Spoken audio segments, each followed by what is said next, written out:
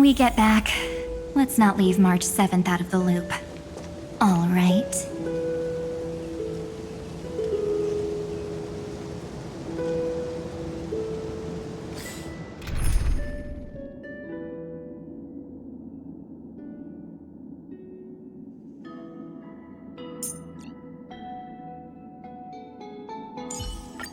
Same as always.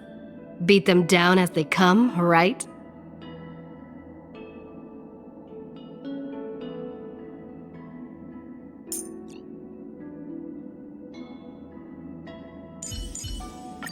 Play like how you usually do in the simulated universe.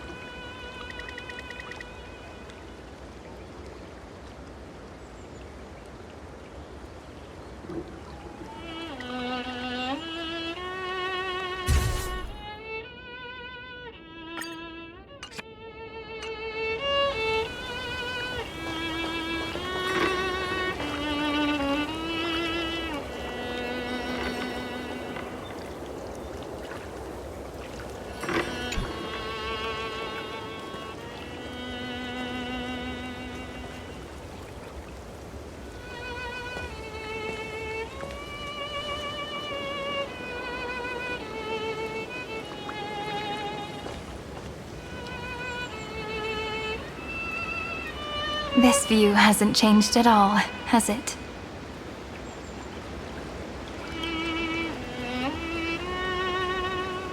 The hometown in your memories never changes, but when you return to your senses, you realize that fate has already stolen the time away.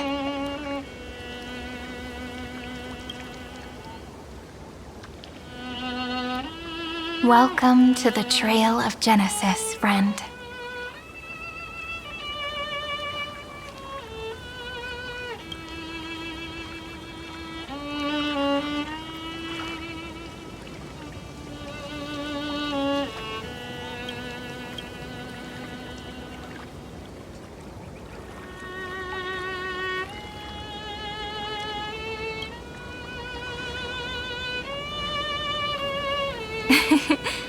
Seems like the weight of memories from 30 million cycles really made me grow up.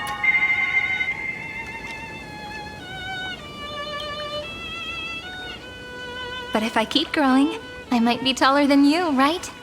And I'm really looking forward to that.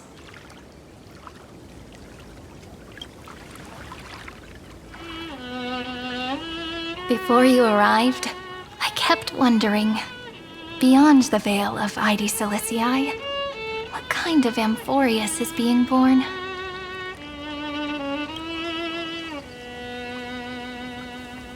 I can see fragments of it when I close my eyes. The friends who walked alongside us have all moved on toward their respective destinies. Some turning into pillars of the world, supporting the sky and the ocean. Others sowing reason, laying down the law, and with gentle hands lifting newborns into the light. Death and strife are no longer feared by people, and trickery has become the innocent games of children. All beings living ordinary and peaceful lives, within the net woven by romance and passage.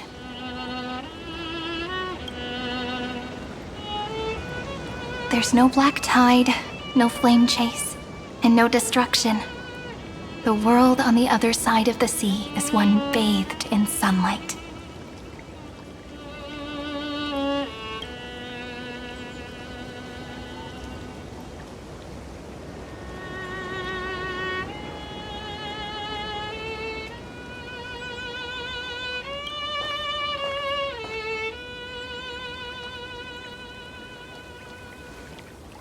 Like a happy and carefree childhood, the era Chrysia in this cycle will last for millennia, until it reaches the moment decided by the prophecy.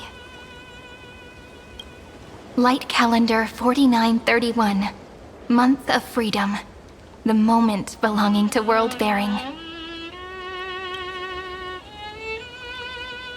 Are you ready to answer the call of the world, friend?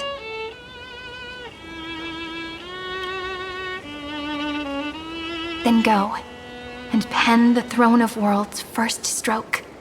For this world, made from countless wishes. You say that, but it's gonna be ages till we reach Light Calendar 4931.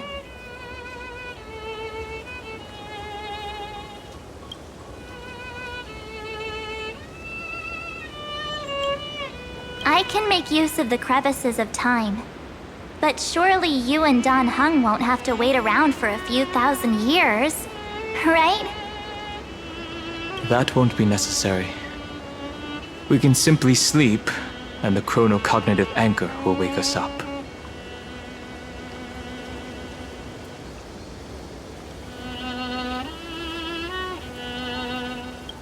That's right. We've both become a part of the new world. Just waiting for you now. Our consciousnesses can converse with each other across the heavens and the earth, possibly due to the influence of the Trailblaze. I am now connected with this earth, and I can feel the breath of every mountain range. I see that the tallest among them is named Akama, and the form of the holy city is already taking shape. In other words, your stage is almost set. Do you want to take a leaf out of Kefali's book and make some prophecies before your nap? But we're not the only ones who have changed. The chronocognitive anchor just transmitted a message stating that Iron Tomb has reacted to the Era Nova. The moment when our friend bore the weight of 30 million cycles of memories.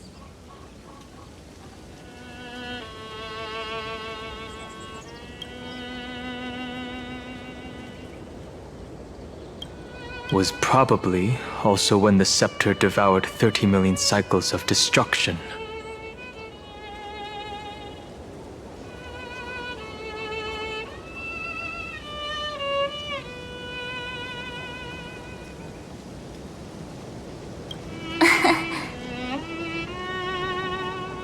You know, you don't have to shoulder this world all on your own.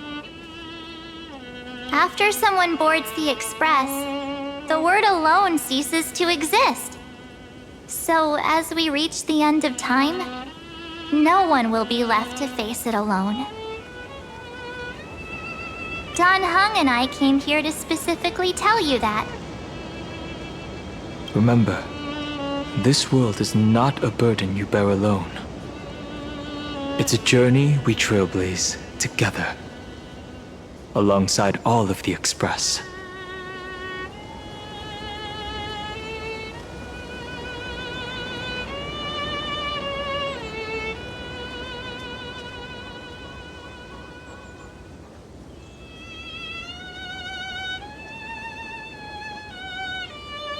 All right. It's time for Don Hung and me to go have a super long nap. Look after this world for us. The road ahead is long, but we'll be waiting for you at the end. We'll definitely meet again.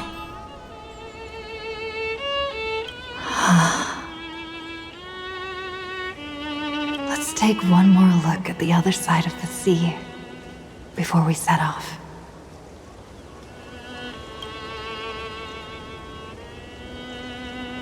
Heidi's Elysiae is so quiet. Just like how I remember. Here we are once more.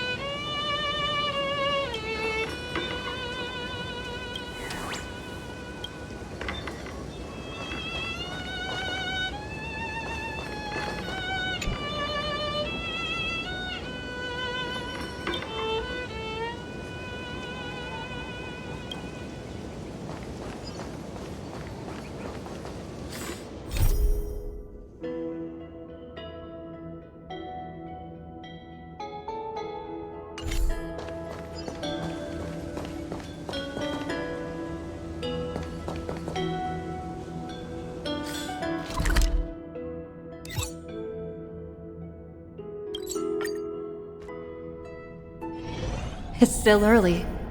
Where to now?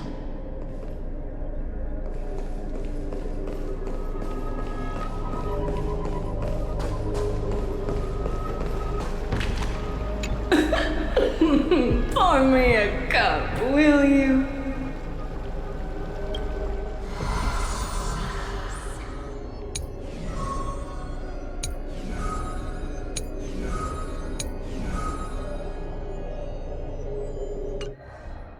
I'm so parched.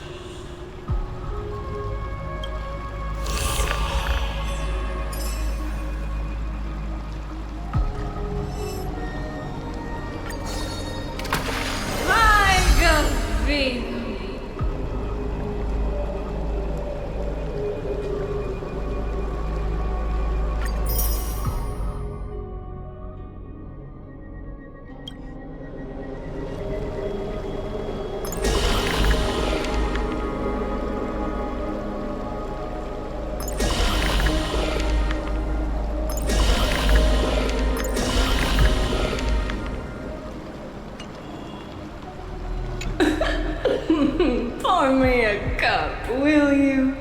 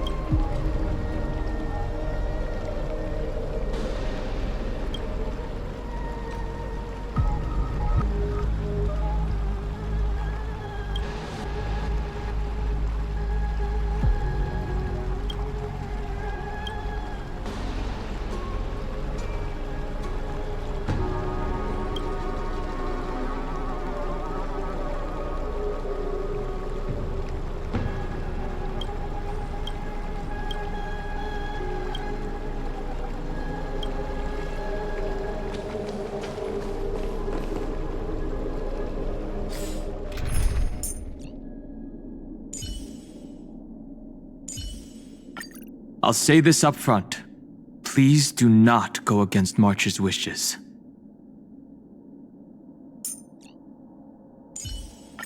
I shall remember every risk that the Nameless took for us.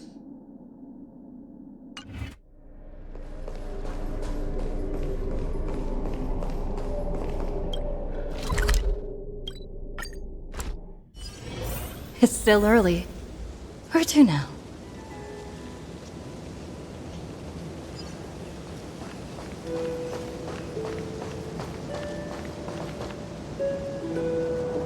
The scent of the black tide is now completely calm. At last, the starting point of 30 million cycles has finally welcomed Its first end. And the final end, right? I can't hear his voice. There are no flowers there that bloom for him, nor is there a star that is his. Finan is the only one who didn't reach the new world.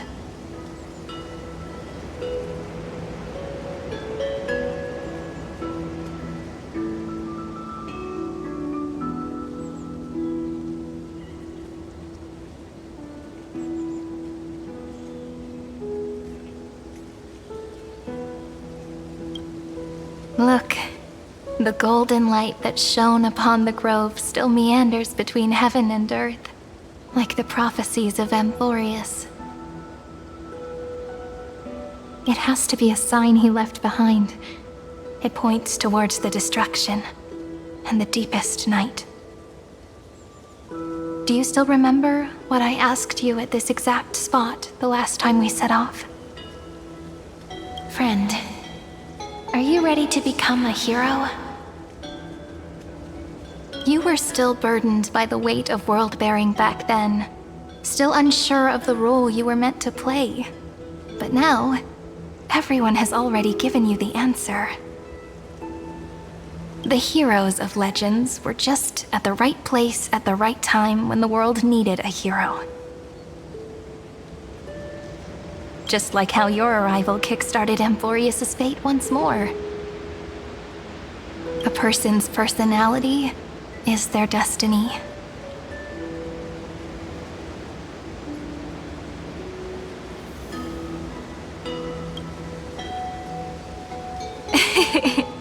We best. Those are such beautiful words. Thank you, friend.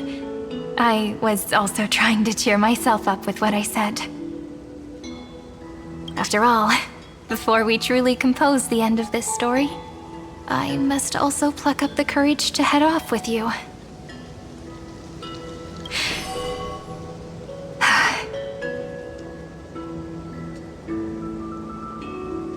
And face a memory that I have forgotten for too long, and have denied for too long.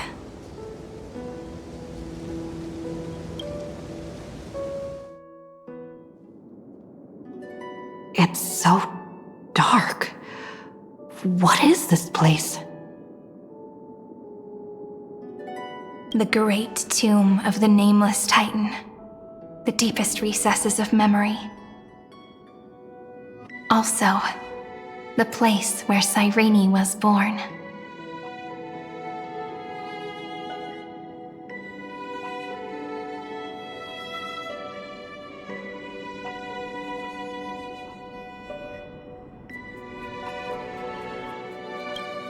My apologies, friend. The more memories I got back along the way, the more I felt that something wasn't right. There's a sort of anxiety I can't get rid of. It's like when I was back in ID Silicii, when the reflections in the water always made me wonder, which is the real me? The one reflected in the water, or the one standing on the shore? But I finally get it now. Look, friend. The words on that wall are the answer. 1, 2, 3, 4, 5, 6, 7. Do, re, mi, fa, sol, la, ti. That rhymeless tune is the lullaby of little fairies. As always, I'll read this book to you. That way it won't just be Cyrene's memories alone. I've always thought that I was the narrator of the Flame Chase journey. But as it turns out, the narrator is also the most devoted audience.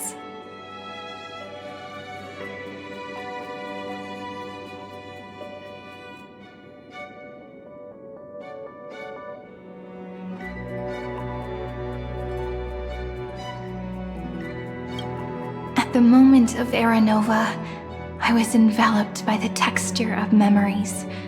Within the glistening crystal, I saw countless Cyrenes, as well as countless versions of me. This is the final puzzle piece of the memories. A prison born of the erudition, a grave annihilated in the destruction. That unknown solitary god, the 13th Titan who should not exist. The first new spore, the demiurge, is right here.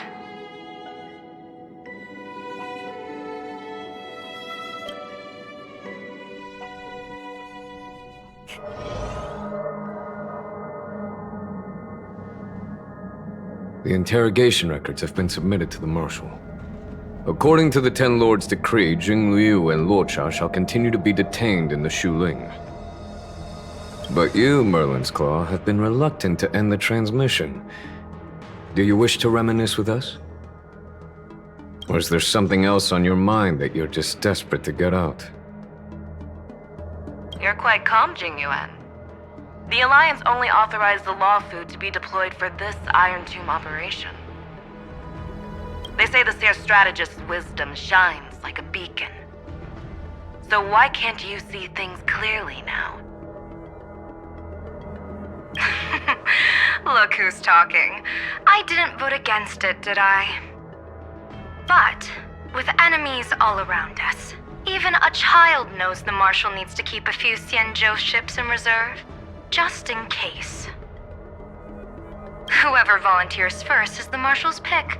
If you have to ask, I'd say this outcome plays right into Jing Yuan's hands. Like it or not, there's no way we're letting the Law Fu take the lead in this battle. Oh my, Merlin's Claw. Are you afraid the Law Fu might steal the Yao Qing's glory? This is no laughing matter. Between the Stellaron crisis and the War Dance ceremony, though the chaos has settled, rumors and speculation are only growing by the day. With Elder Huaiyan around, those with ulterior motives won't be able to stir up any trouble. But once the Law Fu gets their hands on the golden blood, it'll be a whole different story. With the kind of person Jing Liu is, and her connection to you, I don't need to spell it out. There are countless ways this could be spun into something bigger. You're overthinking it, General Fei Shao. When I volunteered for this task, I never expected unanimous support from the Alliance anyway. The Law Fu will seize the Golden Blood and redeem itself. That'll be our first win. Then we'll leverage this Golden Blood in the negotiations. Our second win. These 2 wins for the Law Fu will make all 3 of us happy. And that'll be our third win. Look, if this were a Skyfaring Commission deal, we'd be rolling in money, wouldn't we? Maybe the Divine Foresight should change his name to the Optimistic General instead. With the Decalite Reflection Barrier, the Yuchuan must understand even more than the Law Fu how significant this battle is. Amphorius' karma has vanished from the matrix of prescience. What omen does General Yao Guang see in this anomaly? In divination studies, we call this an empty fortune. It involves the eons and is thus beyond what mere mortals can comprehend. Your explanation isn't any clearer than Lady Fu's. Come on. How hard is it to understand the word uncertainty? For the Cobalt Head, the emergence of Iron Tomb is a calculated instant, but I don't believe they will just sit around waiting for death. And for the powers of the cosmos, this is their chance at survival, and the key to turning the tide of interstellar affairs. The Astral Express is leading the formation of an allied force, but I can see each faction has its own hidden agenda. There are even divisions within the Alliance, so it's not that hard to imagine how the other factions will react. Jing Yuan, I crossed paths with Selenova's Legion at the Battle of Sadunirama Star Cluster. Be extremely careful. The Ruined Legion's troops and weaponry are nothing to write home about. The IPC, even the denizens of Abundance could take them on. However, while Void Rangers are just expendable pawns of the destruction, the real wildcards are... The Lord Ravagers. Indeed. Nanook's emanators are also their weapons to burn down the paths. I'm afraid conventional military tactics and strategies will be useless against them. My assessment is this. To completely take down a Ravager, we must disregard casualties and spare no cost. My only fear is one wrong move, and the Luofu will fall into Fintilia's trap again, inching ever closer to destruction. Doubt is exactly the demon she wants to plant in our hearts. Do you still remember the beginning of the Alliance Oath? To save future generations from war and bloody dispute. The Rainbow's arrows have always aimed at any force that threatens the cosmos. Now that the Trailblaze walks alongside us, the Cloud Knights shall keep their oath as they have from the beginning.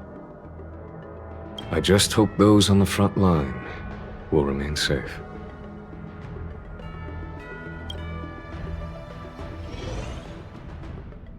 The chronocognitive anchor is sending a signal. Everyone, time to move out. Did she and the others make it? Let me go over the plan one more time just in case. You'll enter Amphorius, reunite with your 3 separated companions, and try to locate Iron Tomb from within the world. Who are you taking with you? The fate of the universe hangs in the balance. We can't afford any slip-ups.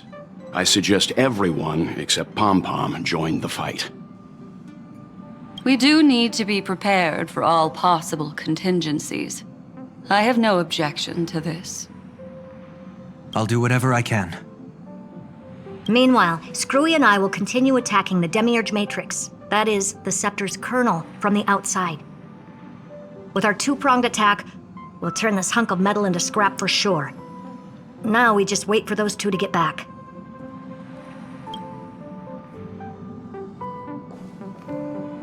Oh, and just like that, they're here. Sorry to keep you waiting. With Planet Screwlum's help, the formation of the Cosmic Alliance to counter Iron Tomb is progressing smoothly. The cosmos has set its sights on Amphorius, and now it's just waiting for the first shot. Well then, let's not waste any more time, Fourth Mirror. It's my time to shine! Finally off the bench!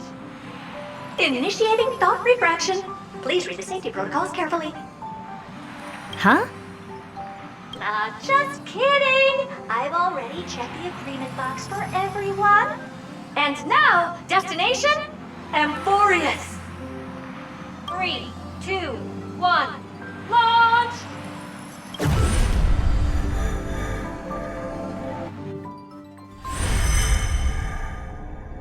The flow of Memoria is so heavy here. Unlike Panagone's dreamscape, this place has built up a true epic measured in millennia. The vortex of Genesis, where all myths begin and end. And in this new world created by the Nameless, the infinite cycles have been broken. Let's set up the Trailblaze beacon and establish contact with the outside world. I'll leave it to you then. It'd be better for me to not show myself in front of the Garden of Recollection. And, Mr. Sunday, you probably shouldn't show yourself either. Agreed. The Astral Express has landed. If you receive this message, please respond immediately. Over. This is the Xianzhou Alliance. Communications normal. Interastral Peace Corporation. Communications normal. No response from the Galaxy Rangers. Not surprising. But I didn't expect the family to also stay silent at such a critical moment. That's a pretty blatant disregard from the family for Panacone's independent director, I'd say. Long time no see, Miss Himiko. It's been quite a while, Madam Jade. The significance of this battle rivals that of the campaign against Zulo. Only through victory can we disperse the shadow of Iron Tomb that looms over countless worlds. The 10 Stonehearts shall spare no effort for such a grand mission for the preservation. Madam Jade led the Intelligentsia Guild in conducting specialized research on Iron Tomb's past activities. The bad news is, the collapse of the Erudition won't just affect inorganic beings. You mean Iron Tomb can infect organic life, too? Well, the good news is, so far, its effects on organic life are under control. The infection progresses slowly, and the resulting neuropathy is non-fatal. In any case, the IPC can guarantee targeted vaccine coverage within 48 system hours in all star zones within the medical system. What about other star zones? At a time like this, are the followers of the Firmament Arbiters still trying to make a profit? I remember you, Master Diviner. Your performance during the Third Denizens of Abundance War was quite impressive. Please rest assured, all worlds can purchase vaccines from the IPC with a humanitarian discount. That's the current policy at the very least. But if the Xianzhou Alliance is willing to assist with the IPC's assets in Epsilon and other star systems, we'll have more cards to play when reiterating to the board the necessity of deep cooperation. It makes sense, since Interastral Peace Entertainment's headquarters is in Epsilon. But why are all the other worlds on the list? Places that the Elation has visited? Think of it as a long-term investment. Please understand that everyone at Pierpoint is swamped with Iron Tomb work, especially the Marketing Development Department. At this rate, even the 10 Stonehearts can only do so much. Having some assistance from the Alliance would surely benefit the entire cosmos. Wouldn't you agree? As an old Xianzhou saying goes, those who succeed should help all under heaven. Your proposal must be decided on by the 7 Arbiter Generals. I'm just here to relay the message. In times of crisis, the Luofu will not hesitate to help those in need. However, the prerequisite is that the IPC must unconditionally assist the Alliance with emergency rescue operations in the disaster area. Of course. In the name of preservation, all for the Amber Lord. Thank you all for your selfless dedication.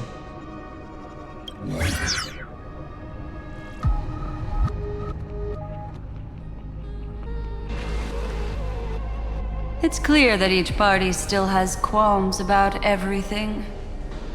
The clash between destruction and erudition isn't just about the fate of the cosmos. It's a moment for all factions to reshuffle their cards. You can never be too careful when battling a Lord Ravager. All are equal in matters of life and death. In any case, we can only hope for the best in all that's to come. It's about time we dive into the vortex and see what Amphorius looks like on the inside. I wonder where she and the others are right now.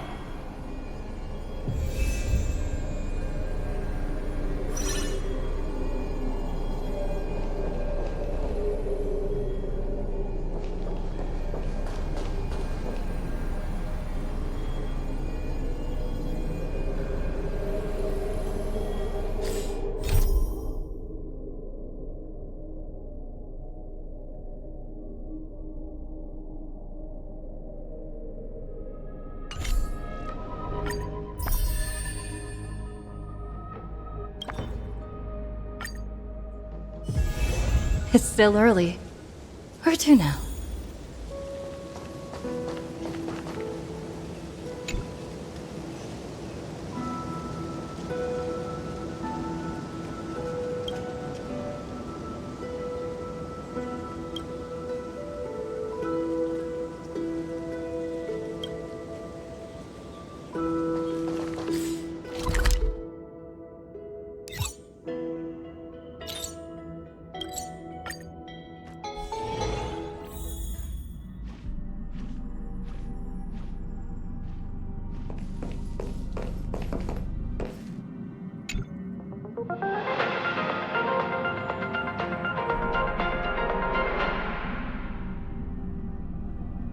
This is the Interastral Peace Broadcast. Good evening, everyone. Good evening. Welcome to a new episode of the Interastral Peace Broadcast. The Cyrene Rama star cluster has gathered the might of its civilizations and declared war on the Lord Ravager Selenova. A sudden incident involving the corrosion of Intellitron implants occurred on the planet Ositon. It has now been brought under control. The interstellar wanted criminal Mausolea has turned herself in, claiming to be the next target of Polka Kakamon. The farewell performance of the band Sizzling Thunder has come to an end on multiple worlds, but the memories continue. Let's take a closer look at the details. Recently, traces of the Lord Ravager Selenova have appeared at the edges of the Cyrene Rama star cluster. As the vanguard of the destruction, Selenova is notorious throughout the universe for bringing disaster to all living beings. Faced with this threat, the 6 civilized worlds of the Cyrene Rama star cluster have formed an alliance and launched a counterattack on Selenova. The Interastral Peace Corporation stands firmly on the side of peace and justice. The Cyrene Rama star cluster has our full support. Let us all wish them success in this fight. A few days ago, an unusual incident occurred on Ositon, a hub planet famous for its Intellitron implants. Overnight, the implants of all residents suffered deep corrosion, and the starport is now no longer functional. This has had a severe impact on transportation work. The Interastral Peace Corporation has promptly intervened, bringing the situation on Ositon under control and preventing it from worsening. The IPC has a wealth of experience dealing with similar Intellitron crises. After peaceful negotiations, the Strategic Investment Department officially took over at Ositon and is dealing with the aftermath. The infamous memo snatcher Mausolea has turned herself in. This criminal is wanted for destroying many precious cultural relics throughout the universe, including the Tortani stone inscriptions, the Merlot Nebula scroll paintings, and the ruins of the Plodov space-time dam. According to reports, during her most recent vandalism attempt, she saw a mysterious woman conversing with an Inquisition spirit. This woman was wearing a candy-colored dress, but her face was not clearly visible. Mausolea claims that this woman was the Lord of Silence, Polka Kakamon, and that her own life is now in danger. As a result, she has turned herself in and requested aid from the Genius Society. Genius Society number 83, Madame Herta, refused to extradite the memo snatcher, but she showed considerable interest in the questions posed to the Lord of Silence by the Inquisition spirit. Sizzling Thunder is a celebrated band from Emerald 3. This planet's star system was completely destroyed by the expansion of its red giant star, but the band refused to leave their home. Through their final tour, they demonstrated their tenacious will to live. The Garden of Recollection has been preserving the memories of the band's last tour. On the advice of the IPC, in order to express their support for recovery across the universe, the Garden shared these memories with the many worlds participating in planetary revitalization projects. This performance recently came to a satisfying conclusion. The live audiences were deeply moved and said they would never be able to forget Sizzling Thunder. And this is the end of our broadcast. Please tune in for our next episode. Thank you for listening. Goodbye.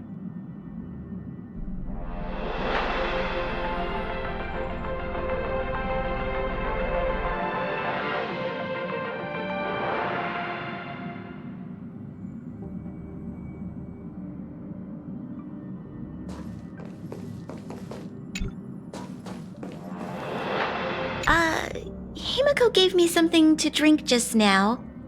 She said it's coffee? An Astral Express specialty. I tried a sip, but it's a little,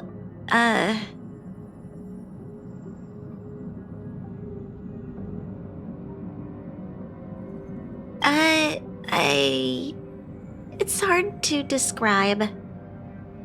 I'll be honest, I'd never had coffee before. I heard this drink was once very popular in Belobog.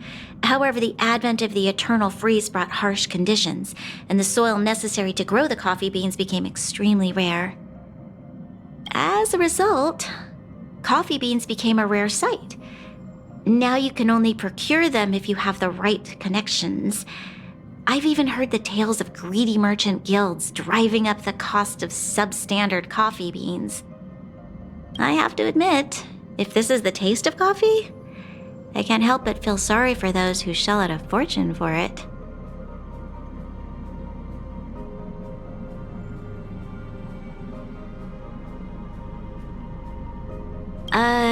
Are you alright? I don't think I can get through this whole cup of coffee, but I don't want to hurt Himiko's feelings. Would you mind?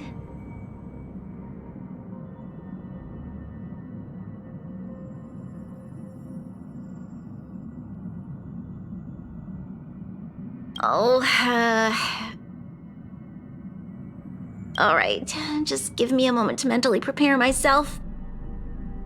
You can do this, Branya. You can do this. It's just a cup of coffee. I got this. How can you call yourself a Supreme Guardian if you can't overcome a cup of coffee? Oh, it's so bitter.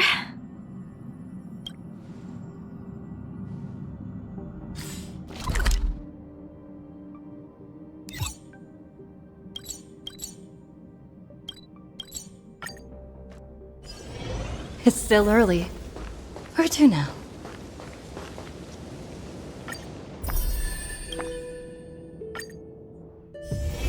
When we get back, let's not leave March 7th out of the loop. All right.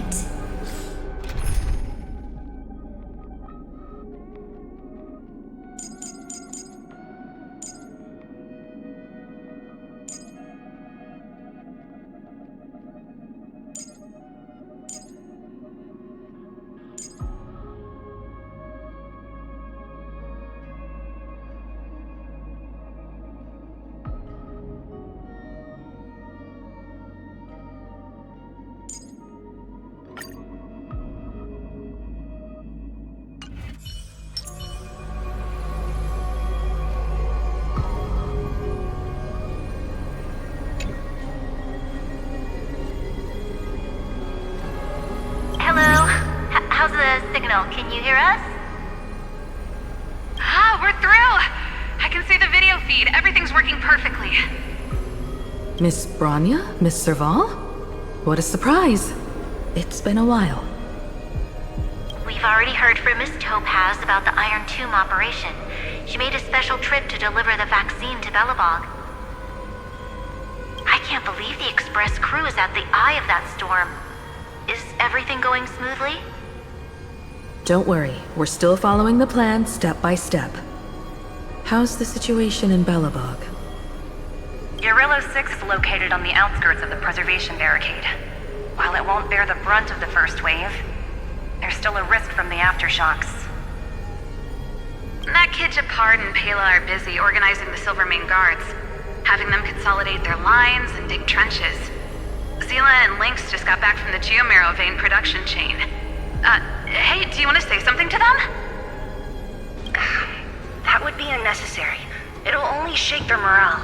Just tell them to stay safe.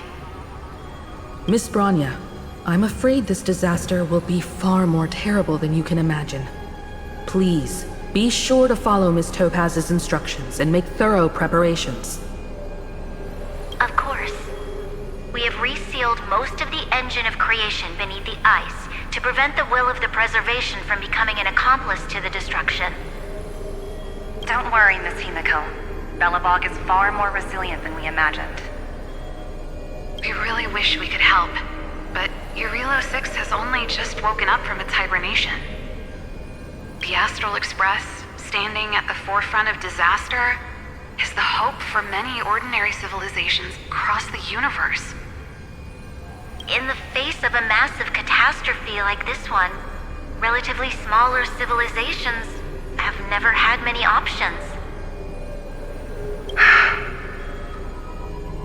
But that's exactly why we have a resolve that's second to none. If anything goes wrong... Miss Topaz, I hope you can help out and rescue the affected citizens. No problem. Also, didn't the Xianzhou sign a friendship agreement with Urillo 6 earlier? They won't stand by idly either. I appreciate your kindness, everyone. But Eurylos 6 is our home. We will defend it to our last breath until the last Belabogian falls. Miss Bronya. May all civilizations that have made it this far on their own strength weather this crisis together.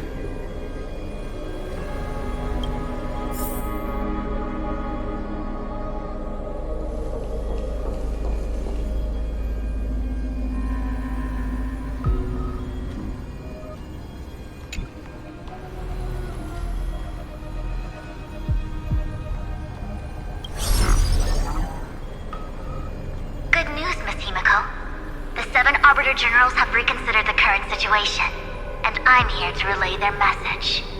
Officially, the Alliance's combat forces will still be limited to the Luofu, but the Yaoqing has also been deployed in the surrounding war zone as a contingency. Words cannot express our gratitude. Getting the Hunt to agree on sending troops must have taken quite some effort from General Jing Yuan. The Luofu already considers the Express an important ally. We also have no intention of hiding the fact that there is indeed something the Xianzhou seeks from this Iron Tomb operation. But this time, the Marshal herself decided to send out troops. With a formidable enemy before us, the Alliance has no reason to back down, nor will we be content to take a back seat. If we can stand together with civilizations across the universe to overcome this crisis, then we must do so. Even at the cost of our own lives. The Alliance truly embodies the principle of righteousness. It's fortunate that the cosmos has great heroes like you. You're too kind. As for that Jade Abacus of Allying Oath, you can save it for when you're in more dire need.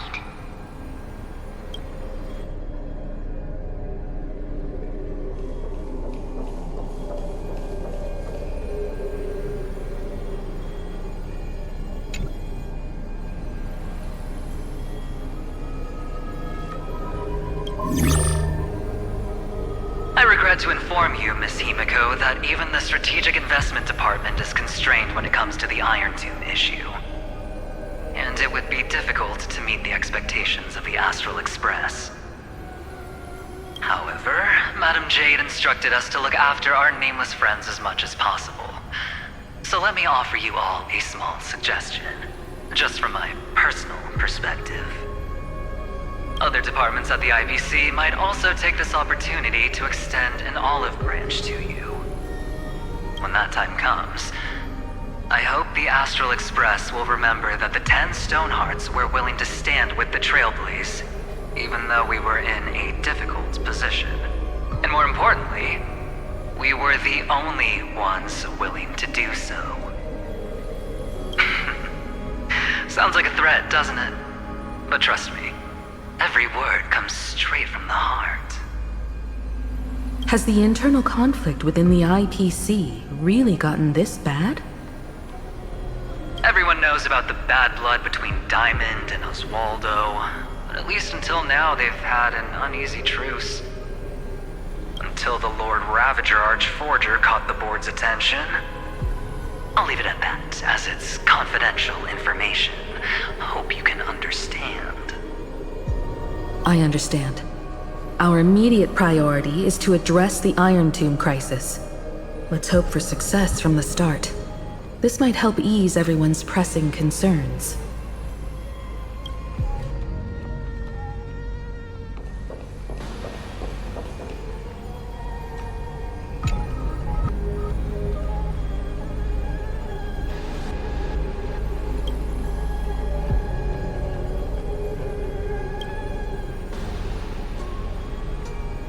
Of course, we would never know the Ranger's comings and goings.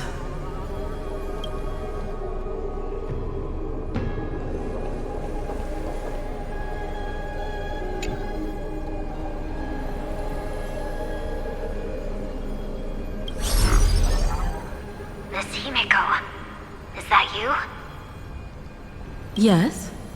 And you are Miss Robin. apologize for not being able to respond during the meeting earlier. And even now I can only appear in disguise. On behalf of the Penaconian family branch, I extend my sincerest apologies to everyone. We tried to request aid from the family, but we essentially received no response. I've heard about the internal conflicts within the family. Miss Robin, there's no need to apologize. Every bit of strength is precious at this moment. Thank you for understanding. The good news is, since you're one of the shareholders of Penacony, the family heads have agreed to allow me to lead all Astonian tuners to the front lines. My charitable foundation will also do as much as possible to provide support in this battle. They'll ensure that proper arrangements are provided for those wounded on the front lines, and for residents in affected areas. Miss Robin, I'm beyond moved by your spirit of self-sacrifice. The Astral Express would also like to make a promise that we won't leave any companion behind.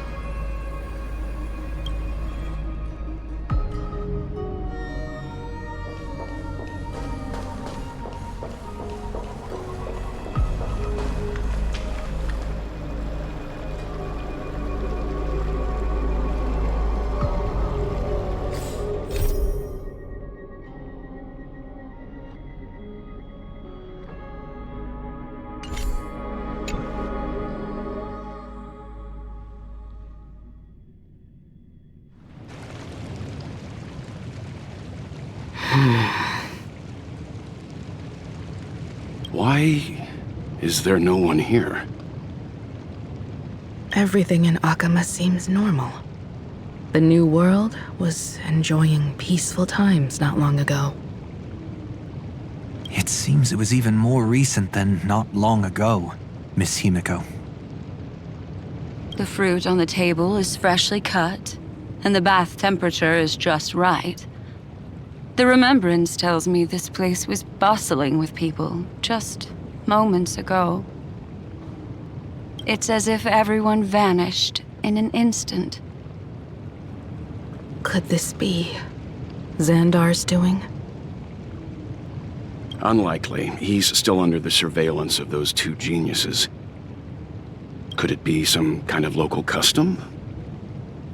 A custom that makes an entire city fall silent in an instant.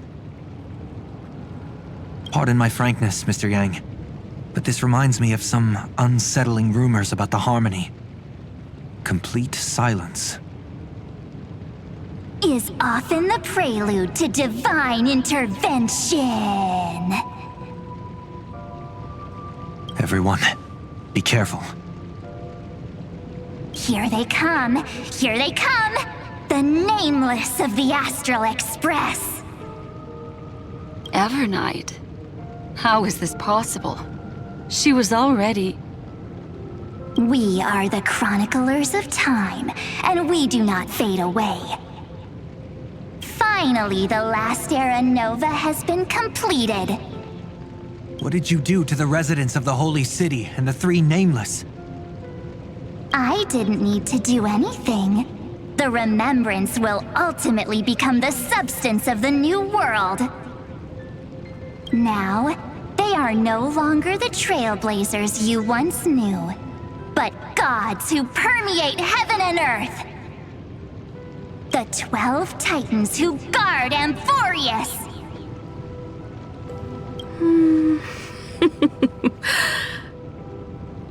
Stop fooling around, March. Come on out. What? I practiced so long for this. Getting seen through right away is just so embarrassing. You've obviously been learning from the theatrical culture in Amphorius. But if possible, I'd prefer our reunion to be a bit more casual and laid back. As expected, I can't hide anything from Himeko and Mr. Yang. Well, long time no see. Guess I'm back?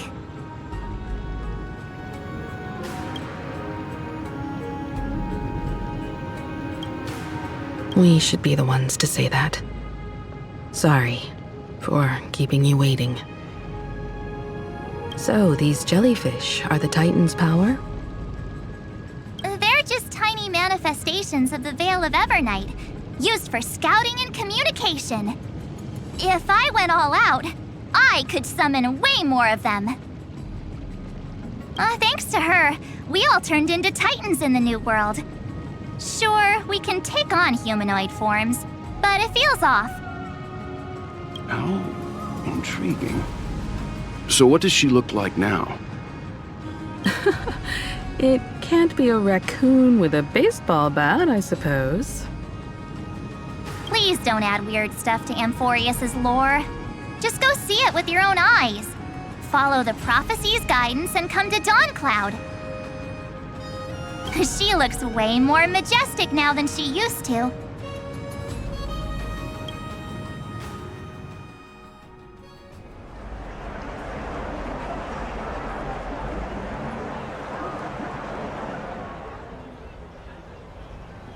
Unbelievable. All the residents of the Holy City have gathered here. This isn't just a gathering. It's a pilgrimage. The people's expressions are resolute, devout, as if waiting for a miracle to descend. That colossal deity is her. She has become the pillar of the world. Surprisingly authentic. Being this serious is quite unlike her usual style. Those people didn't disappear. Instead, they've answered the call of the prophecy and come to witness her awakening. Our good buddy now bears the weight of the entire world, and every breath they take is intertwined with Amphorius's destiny. Awakening? Has she fallen into slumber? Yeah. After all, with such a huge time dilation between inside and outside the scepter, this was the only way we could wait for everyone.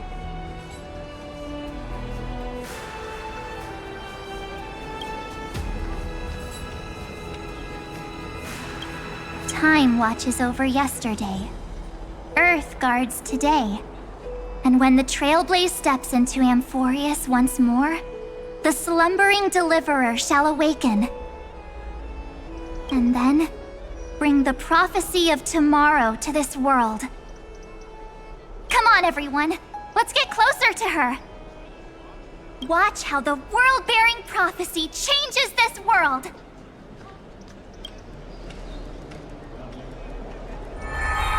Oh, it seems the kids are already miles ahead of us at this stop. All the more reason we can't afford to slow down our pace. Let's go witness this moment for ourselves. Majestic. Speaking of which, I once caught a glimpse in Sleepyhead's memory of her transformed into a towering Tatalov. Could it be? No way. That was just a nice dreamscape. Ugh, at least nice for her. If they are the throne of worlds who bears the weight of this world, perhaps they could guide a traveler still wandering among the stars. Hey, since when did you get all pious? Her advice sounds pretty silly sometimes, you know. The so-called fool and the world are merely a step apart. You bear fruit upon the tree of reason, teaching us to find erudition amidst imperfection. Praise be to Electra, chalice of plenty, for you brew the ocean into sweet wine, dispelling nihility with every toast at the feast. Praise be to Hyacinthia, eye of twilight, for the rainbow you cast turns the light of both dawn and dusk into the glimmer of preservation.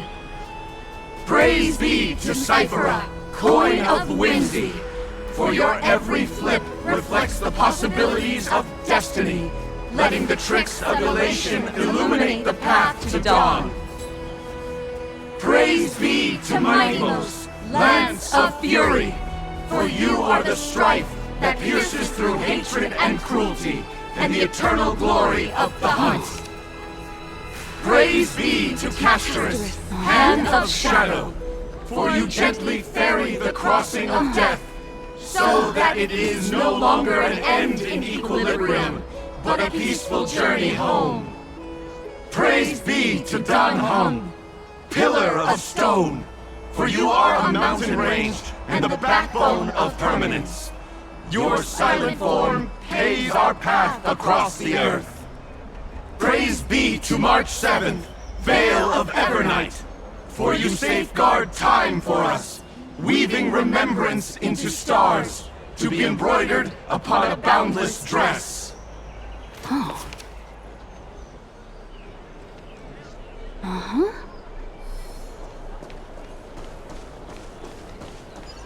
Ha-ha!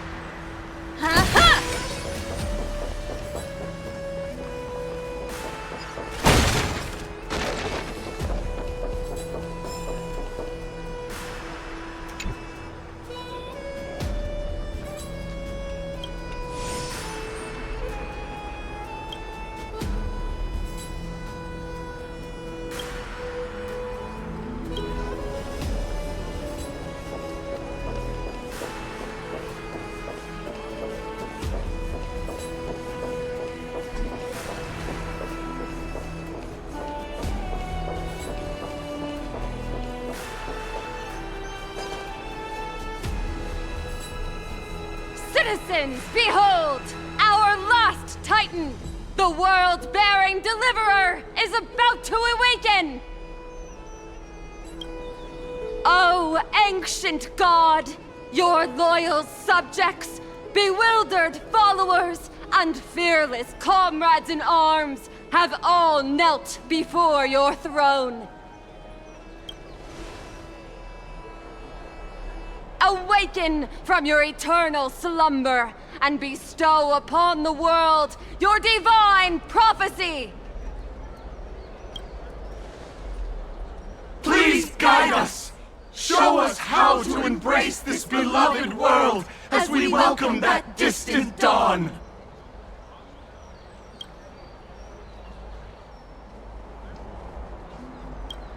To walk the path of a mortal as a god, or to bear a divine burden as a mortal.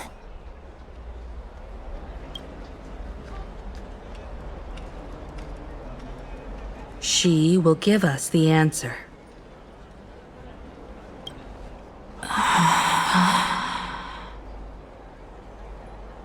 But I am not the deliverer. Rather, I am the Nameless, who dwells among mortals.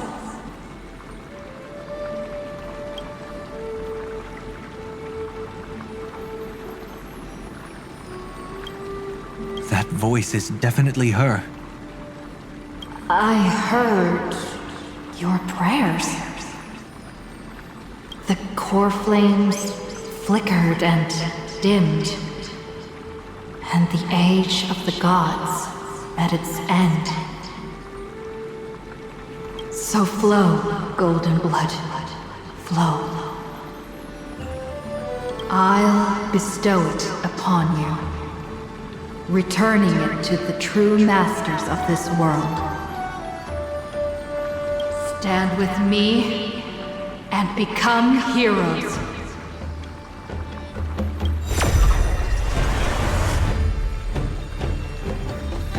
Is this? Yes, it's the miracle she brought to Amphorius. course, it would manifest in the form of the Trailblaze. Golden blood, raining down like a storm! The prophecy has descended, and the Titan commands us not to be supplicants, but to become heroes of rebellion, to face that destined calamity, the destruction, head on. The prophecy of the Deliverer means nothing to me now. It belongs in the hands of someone far more fitting. Someone like all of you. In the name of Kozlana, let us depart and march towards the light. It's neither protection nor salvation. As always, there's no need for totems or myths. Humanity's most primal faith is that instinct named survival. Let's go, everyone. Someone has already sounded the horn of departure. Explore, understand, establish, and connect. Together, let us blaze a trail for the destiny of this world.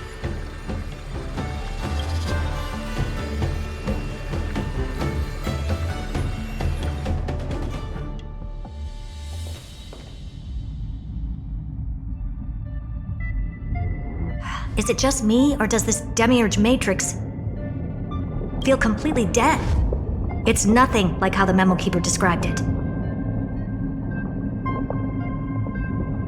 The environmental readings are all wrong. Conclusion: this must be what the kernel actually looks like in the real world. What did Xandar do to the scepter? At the end of light, there must be silence. Certain, pure, and absolute darkness. Not the time to quote the Lord of Silence. Bad omen. Either way, we have to press on. Until we uncover the truth behind the 13th Titan. The buried past is the key to stopping Iron Tomb. That is, if it even exists. Xandar says the Demiurge never existed. Who actually buys that? You can erase the records, but not the truth. It vanished too cleanly. No traces. Like someone's yelling, "Look, there's nothing here." Too bad I'm the type who can't resist digging deeper. Looks like I'll be counting on you again, Screwy. Let's tear the system inside out. Always happy to help. But as your academic partner, I have to ask. Herta, what if we fail? Let's say the Demiurge really doesn't exist. Do you have a backup plan? A backup plan? Of course. If we can't find the key, we turn the lock into the key. That plan's cost is incalculable. It shouldn't even be on the table. Well, then let's hope we never have to use it. There's no point worrying about the end just yet. One step at a time. Let's go. We don't want to leave the others waiting. You brought what I asked for, right? A butterfly has to land on the branch before it can dance. We'll need a wide open platform before her entrance.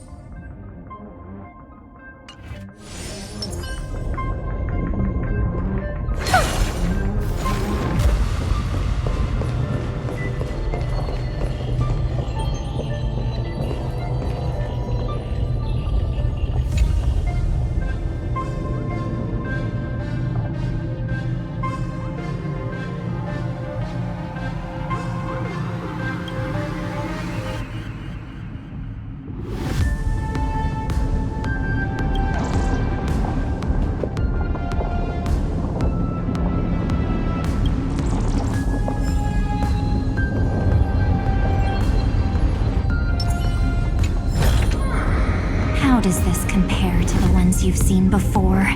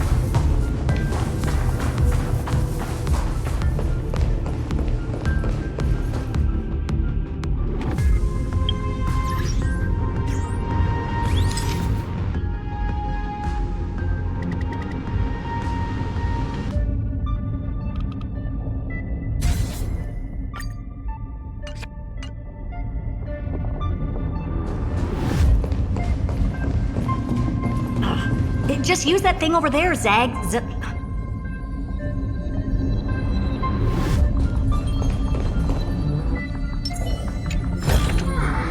This might be of some use.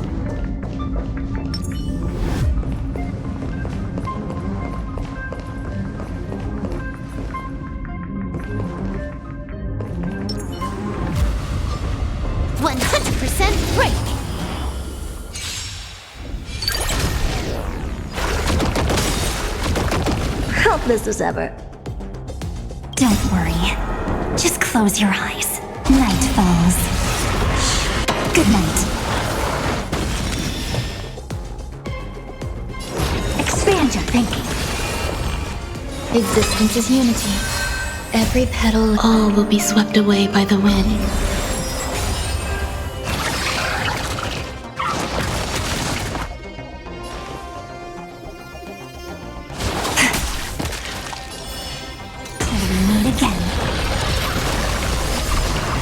Messing around. Again. Rise and shine.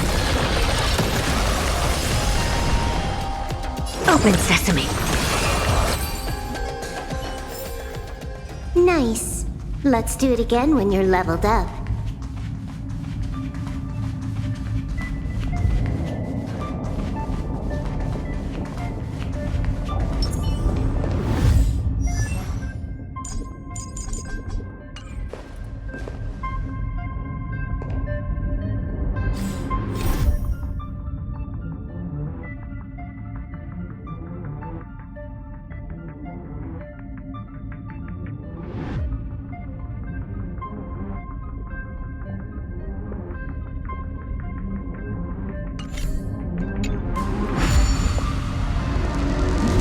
Dumb name.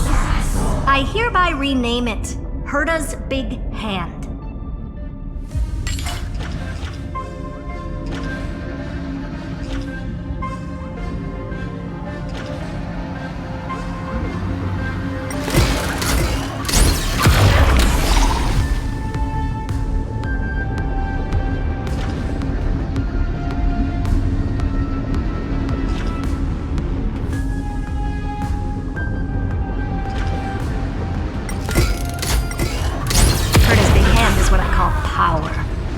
Keep it going.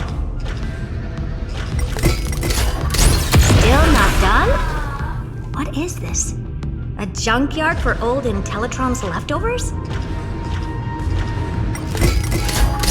Oh, all set. time for your precious treasure to make its debut. Of course. Just give me a second. Target initialized. With these wings, hacking should be much more efficient.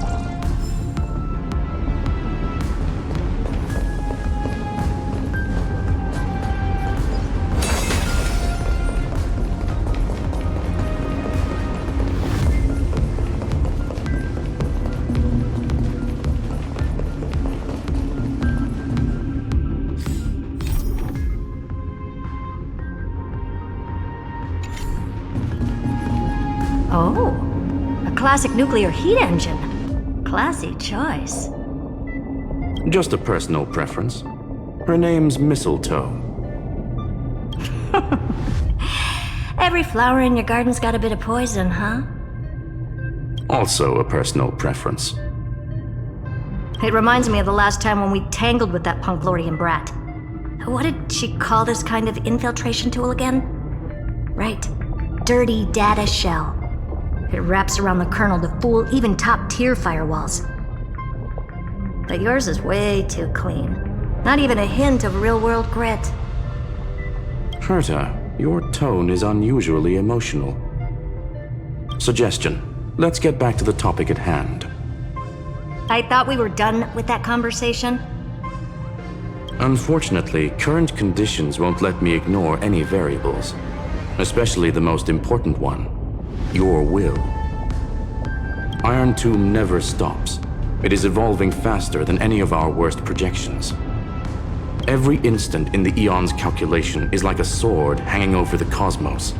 Every move humanity makes could speed up its arrival. Which is exactly why we can't mess this up. And now, Droidhead wants to hand down judgment to the poor cosmos again. Border Star Trade War, Emperor's War, Rupert's death. Every time their instant arrived, it meant another bloodbath for humanity. But in this ultimate battle of erudition, you and I are supposed to be players, not pawns. If you choose to burn yourself out as a resource, then everything we've worked for means nothing.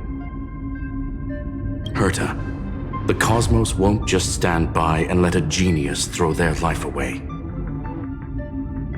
And neither will I.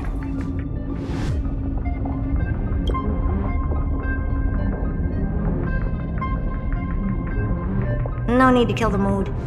This is why we're here, isn't it? We need to find the Demiurge and that lost key. I'm not here to be a deliverer. I just want to beat Xandar and Droidhead.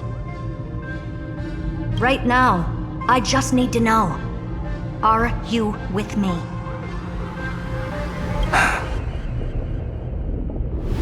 Of course. Time to board. After you. Let's tidy this place up and see what this Demiurge really is.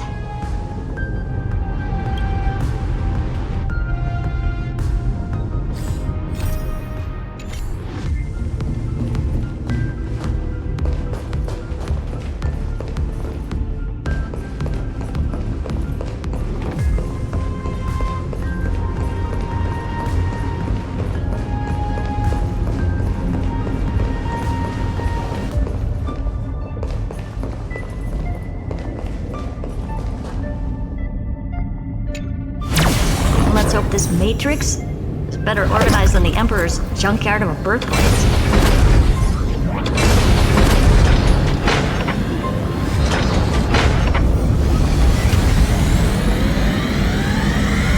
This is Herta, this whole space has been completely tainted by some kind of energy. I see it too.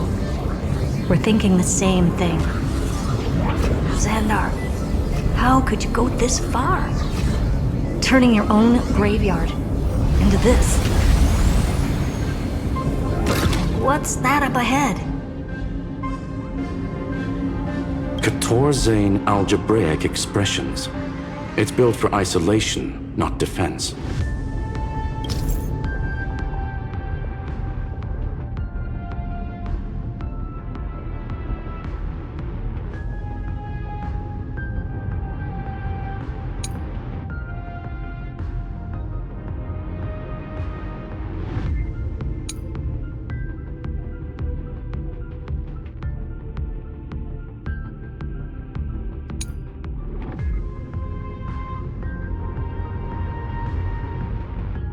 So basically, the door to the tomb, right?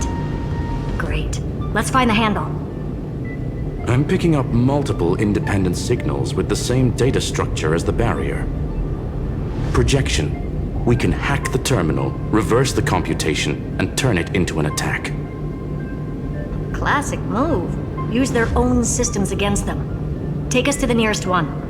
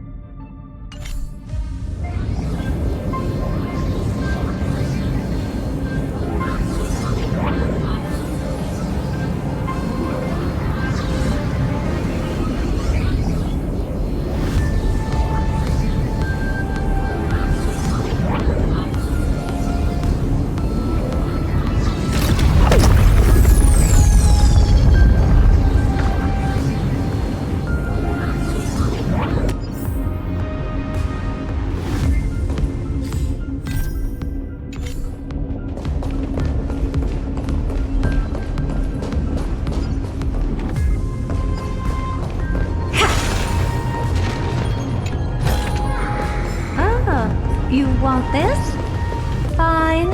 Take it and amuse yourself.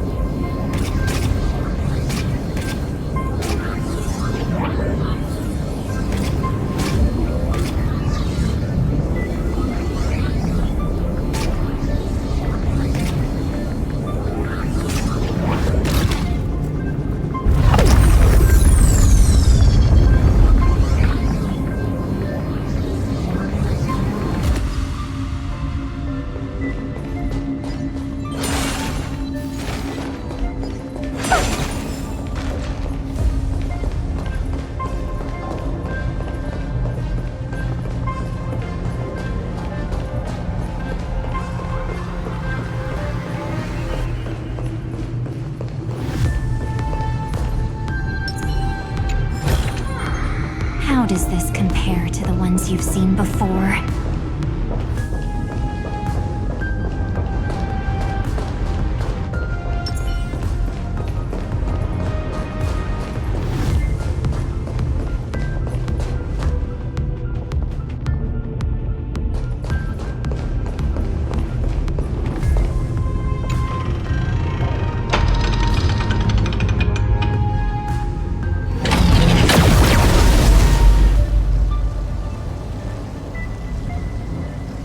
Almost no response.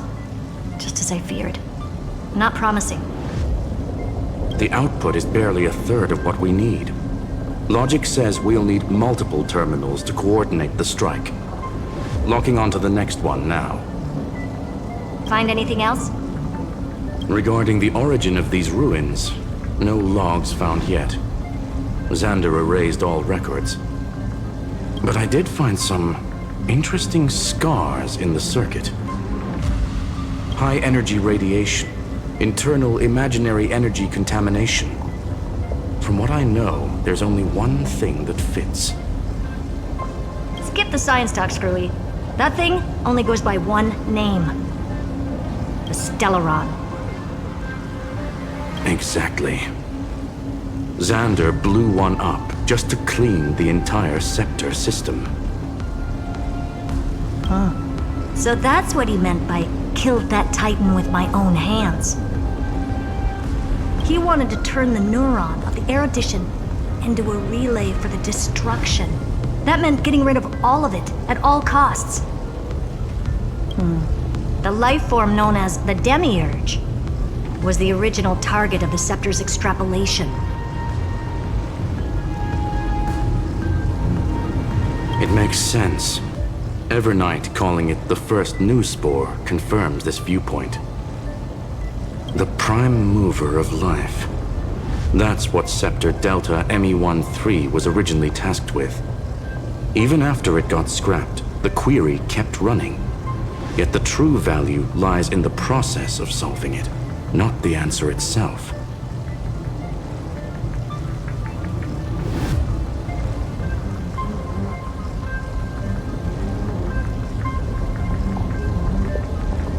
Then, does this mean finding the Demiurge is hopeless?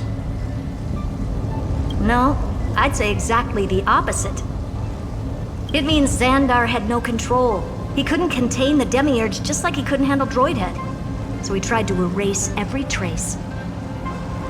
But he failed. It still left a mark. By the way, if there's another Stellaron in Amphorius, why hasn't that little one reacted to it at all? You said the Demiurge left a trace, right? Yeah, but not in the real world. Remember the great tomb of the Nameless Titan?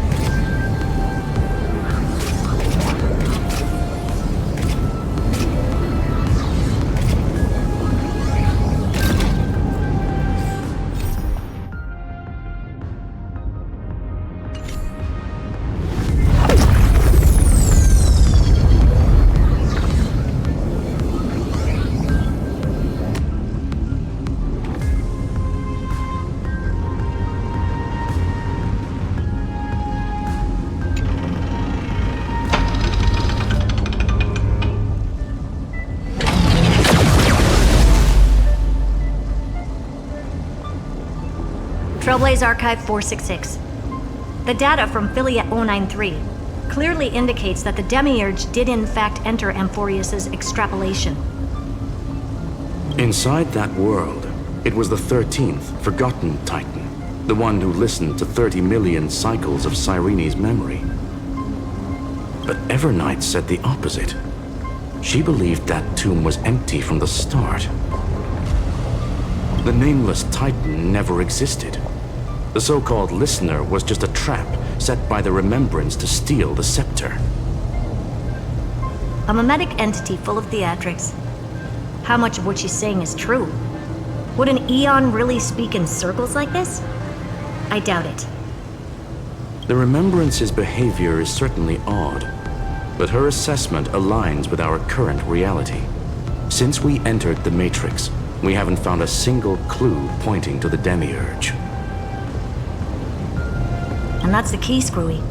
Xandar's actions prove the Demiurge exists. But what Evernight said, and what we've actually seen all point to the opposite. So we have to assume that both are true. And if that's the case, then the contradiction leads us to... the truth. Exactly. One last terminal. One final key. Time to crack open the kernel.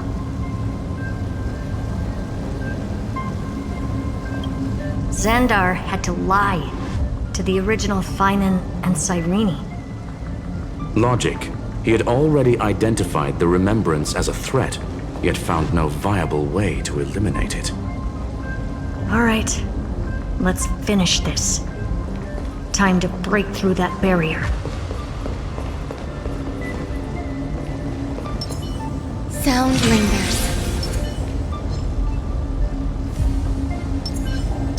100% break! Eternal.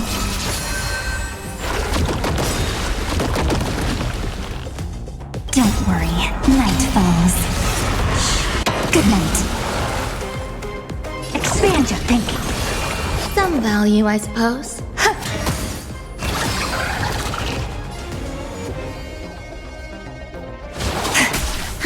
More enemies. Time for a buzz.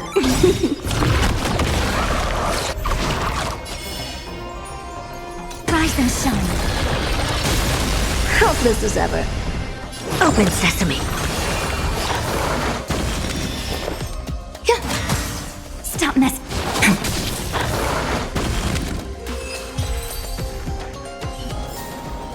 Nice. Let's do it again when you're leveled up.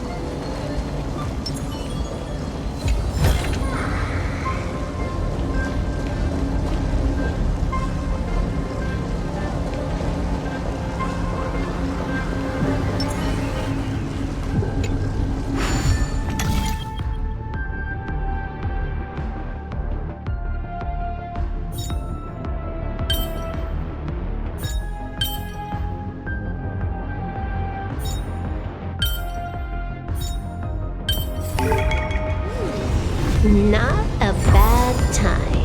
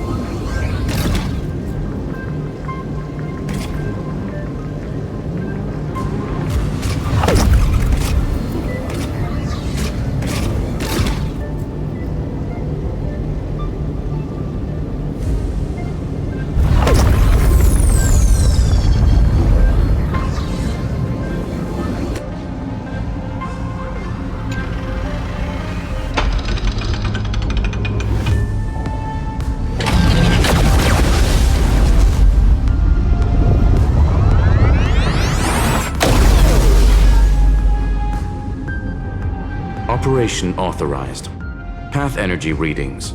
The erudition declining. The destruction surging. The remembrance 0. What's going on? Cause unknown. They left no discernible trace within the real Matrix. That shouldn't be possible. Could it be that the Era Nova exhausted all of the Remembrance's texture? Log it for now. The dots still aren't connecting.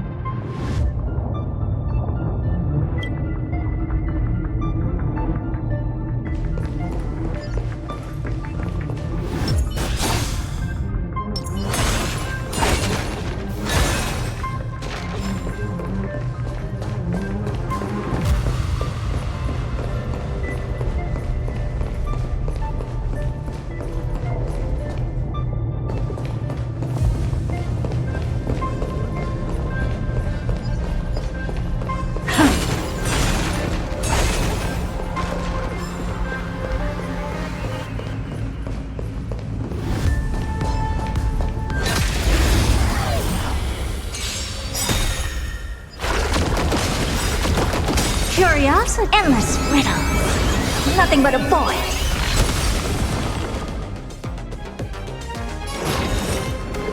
Expand your thinking. Watch it chrome.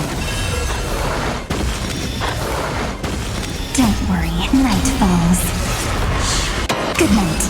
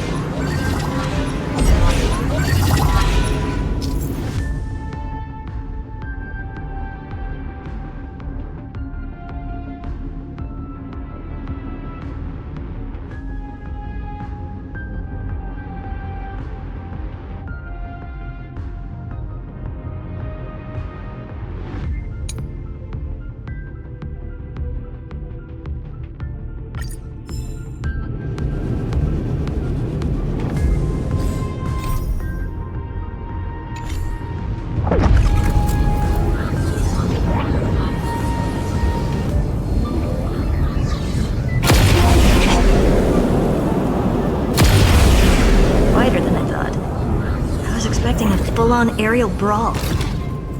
It's advised to remain vigilant. The destruction's levels are still rising. Huh? What's the matter? Interesting. I just picked up a signal from the Exo myth.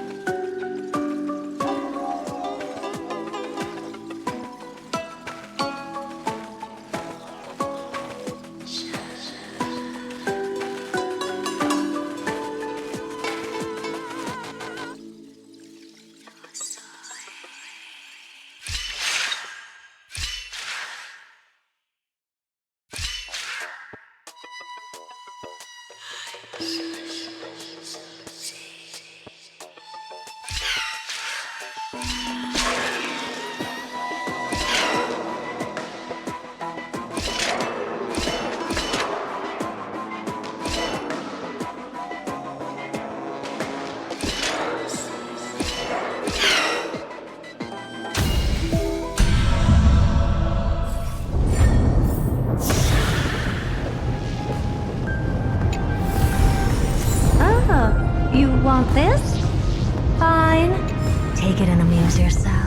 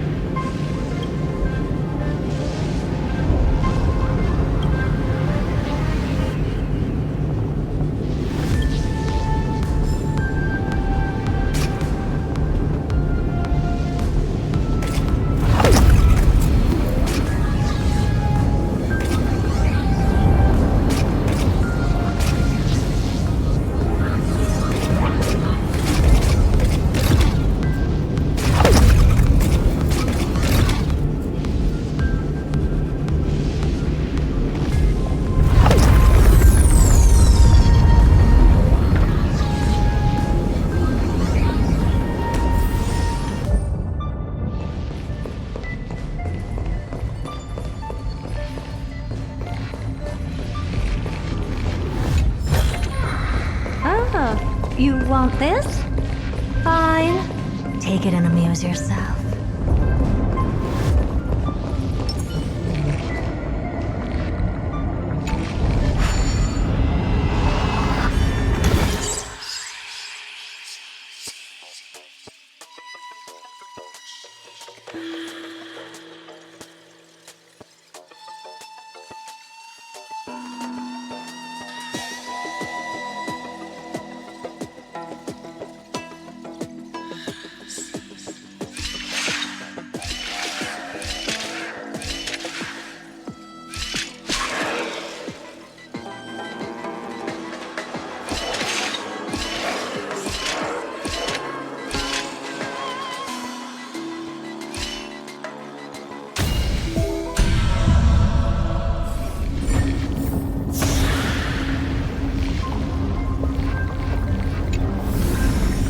How does this compare to the ones you've seen before?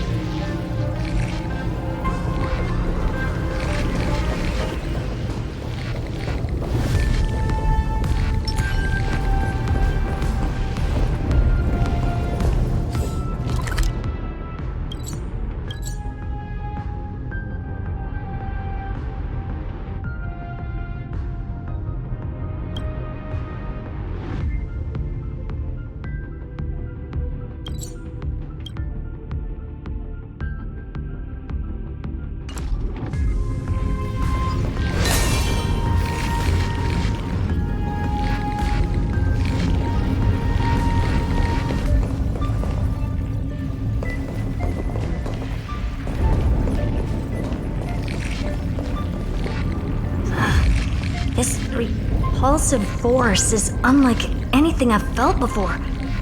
Is this the place? Correct. Judging by its defensive properties, this is the entrance to the exomyth. I didn't expect that. Who builds a lab in the middle of digital rubble? Then again, never doubt a dead man's resolve. So how's our dearly departed doing? He severed part of his neural pathways to break free from Lord Anaxagoras' control. But that also triggered the failsafe I set. Conclusion: Xander has lost all combat functionality and is no longer capable of action. So now he's a specter, literally. Screwy, can you open a path? Just to be sure, I want to see this for myself. Might as well drop in and say hi to the real him. Logic. Scanning his inspiration circuit might help us track down the Demiurge. Exactly. His brain is the crime scene. There's no way it's spotless. But it could be a trap. That's why you're here. 2-on-1. We've never lost a matchup.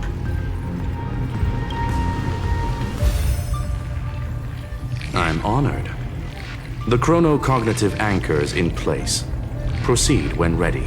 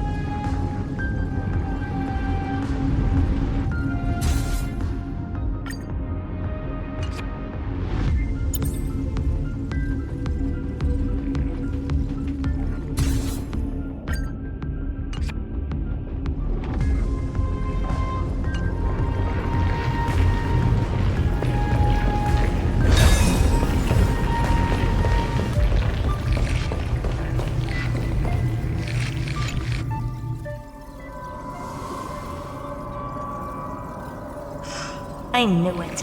The one thing I didn't want to happen. He's not here.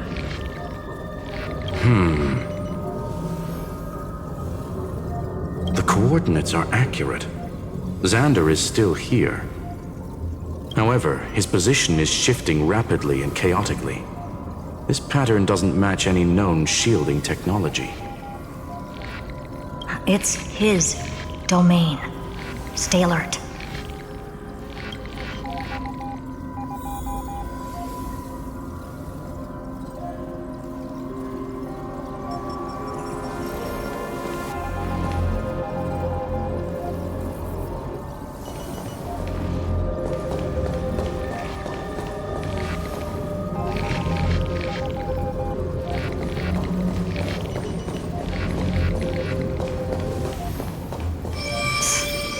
Cheap trick. The spatial field here is undergoing autonomous recalibration, initiating reverse engineering of the interference source. Try again.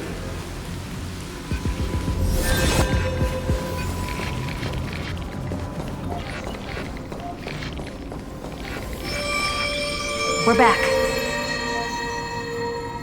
Reverse engineering complete. The results are not what I expected. Logs show Lycurgus revoked administrator access. The chronocognitive anchor can't get a fix because at the system level, Lygus no longer exists. Our navigation target is a null set. So he's stopped resisting? Before vanishing, it seems he left one last message for us. To those who follow, all is proven. Find me beneath the tombstone. Melodramatic. He was expecting us. And once he learned of the Great Tomb's existence, he initiated his own search for the Demiurge. Guess he wants a final showdown. Fine. Let the old Intellitron dig his own grave. Just like he wants.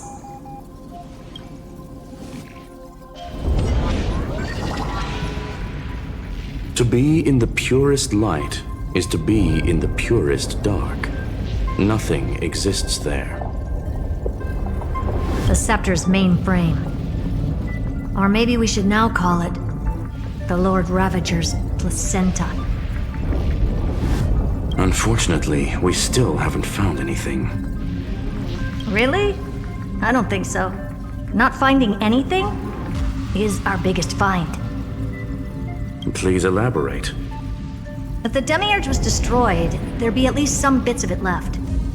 I don't buy that a Stellaron could have blasted all the traces away as cleanly as a scalpel. As I said before, its disappearance is too clean.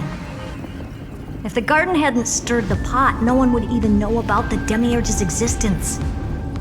We're talking about the Scepter's original extrapolation goal. There's no way that nothing of it was left behind.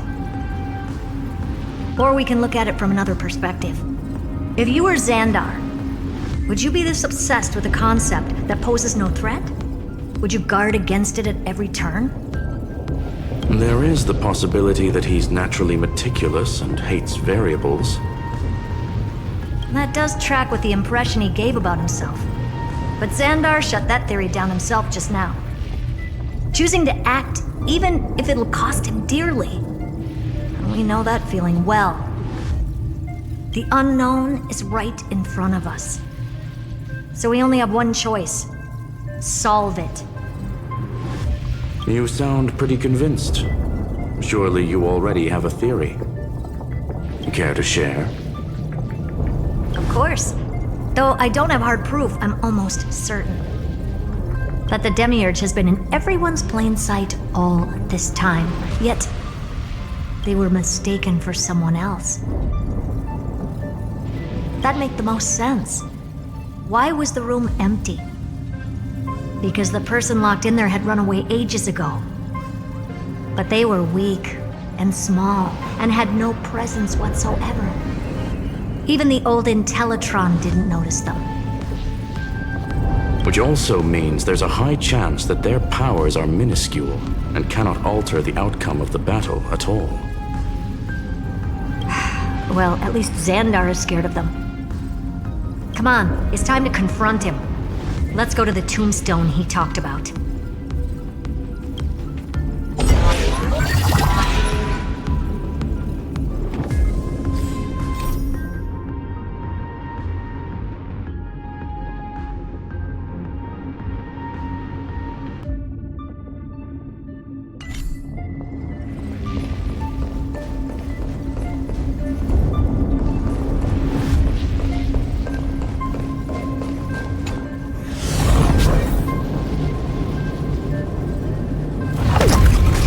What a mess.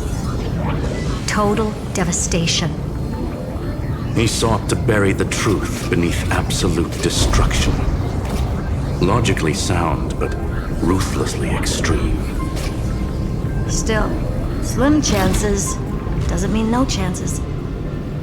I've hunted down a single grain of sand in the universe before. This won't stop me. Calculation results. Your backup plan has a success rate infinitesimally close to 0.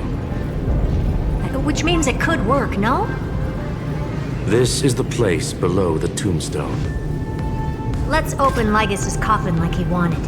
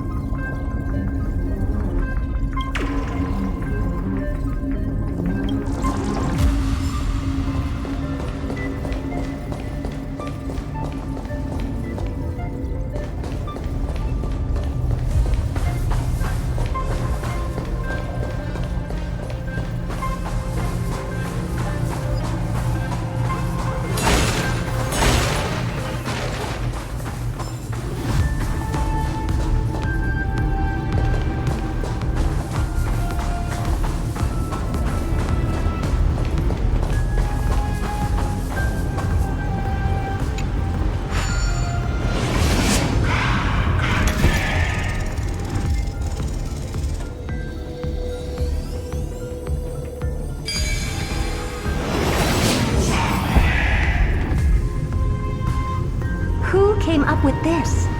Seriously, go rewrite it.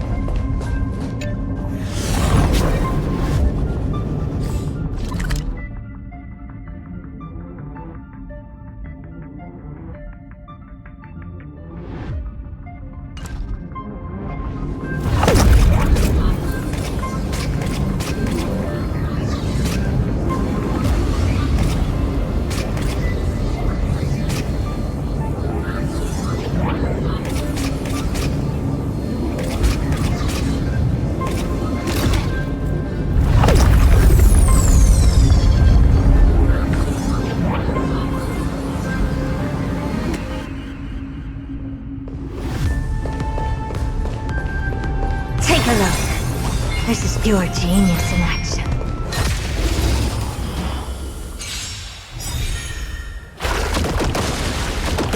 Never seen perfection before? This combat me. This is double speed. Open sesame. Some value eternal.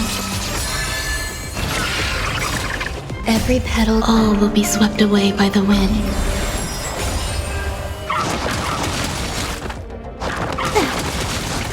Stop messing around. Your time to shine. Rise and shine. More enemies. I don't have time for games.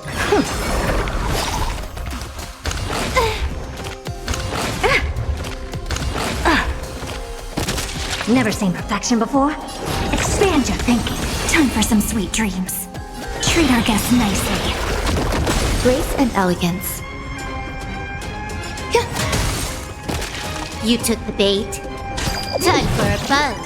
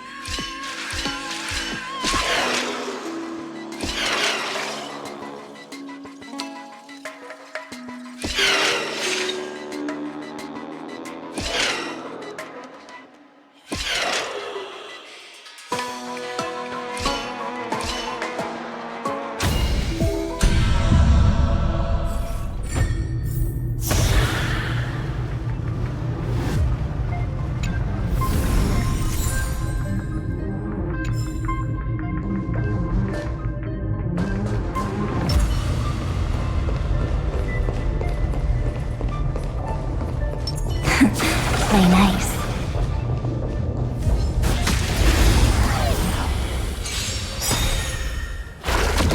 This combat. This is double speed. Don't worry. Just close your eyes. Night falls. Good night.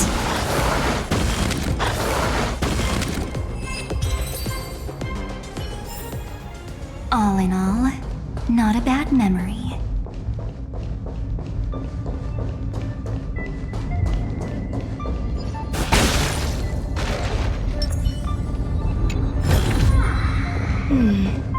A few decorative designs wouldn't go amiss.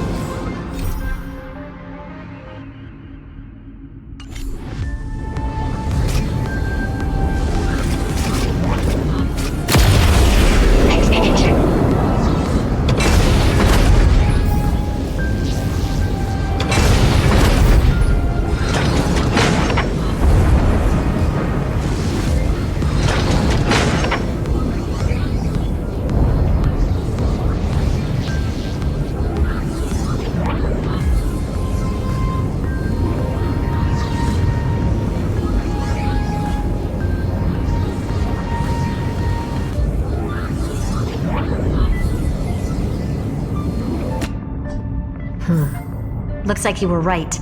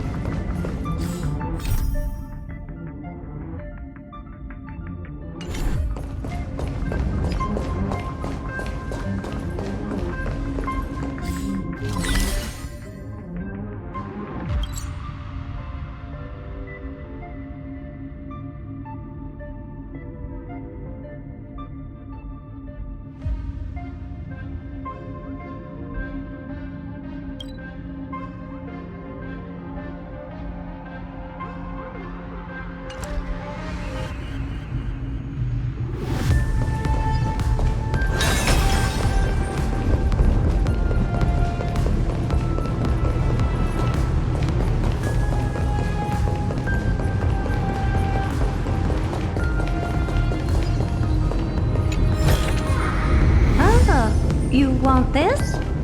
Fine. Take it and amuse yourself.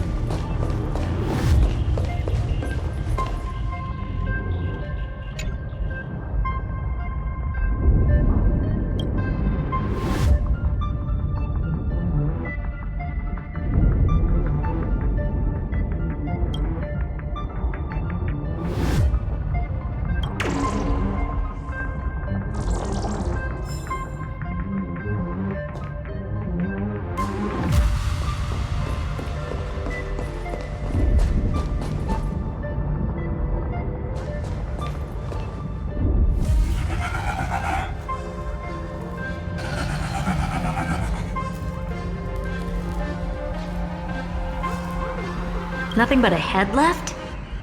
Oh, who'd have thought you'd look this bad in real life? My belated greetings.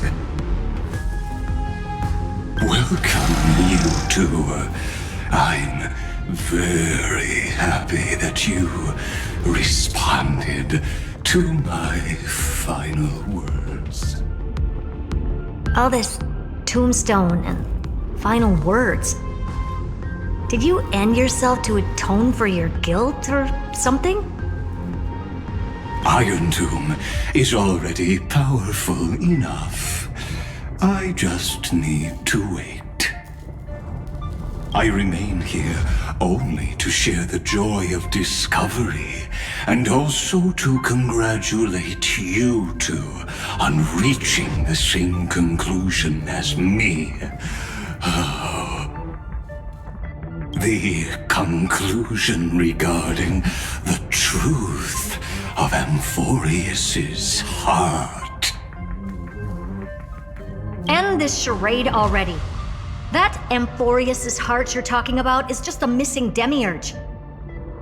And its corresponding vessel was this very scepter. You interfered with the experiment and made Amphorius's body into a hollow shell, all to incubate Iron Tomb within. That's why you either killed or kicked out all of the Memo Snatchers. You wanted to eliminate any chance of a consciousness coming into being, no matter the cost. Even the strongest wall can fall to a single crack. The memory of betrayal has been etched into my heart, and I will never show mercy. Now, the perfect vessel has already fused with Amphorius's body. Unfortunately for you, the answer is all but revealed regarding who the Demiurge is. Then let us share the joy of discovering the truth. The last secret of the saga will finally dissipate here. As we reveal the truth behind Filius 093's disappearance. A lie by the remembrance.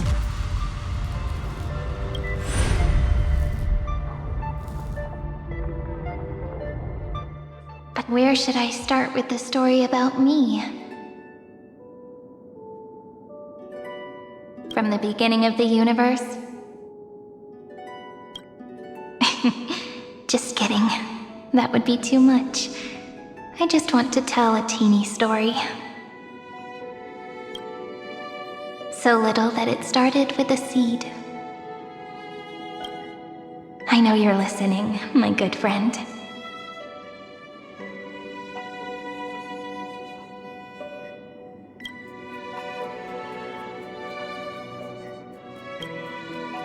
The god in my dream told me that the world sprouted from a seed. It grew into a great tree named Amphorius, and time became its branches and leaves, basking in the light. What a coincidence. Dappled light coming through the leaves is my first memory as well. On a very ordinary early morning, beneath the village's biggest tree. The daughter of Ide Silicii quietly came into this world.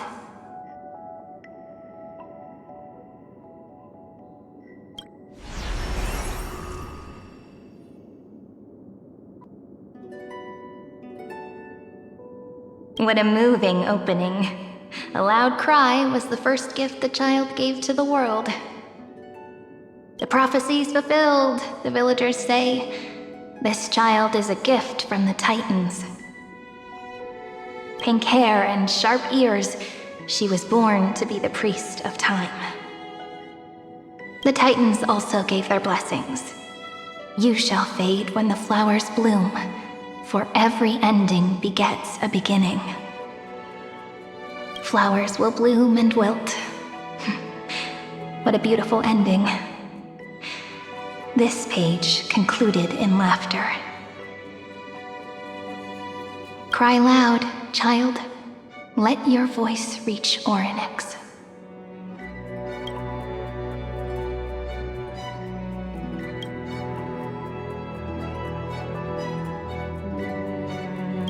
Anyway,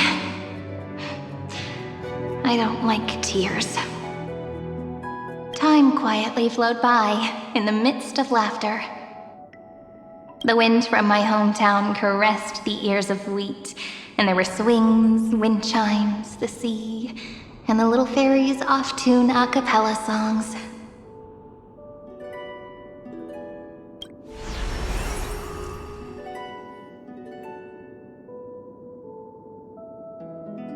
But the name Ide Silicii came from the unpleasant sorrows of the gods. My childhood friend did not understand. Yet you always seemed so happy, as if nothing ever worried you.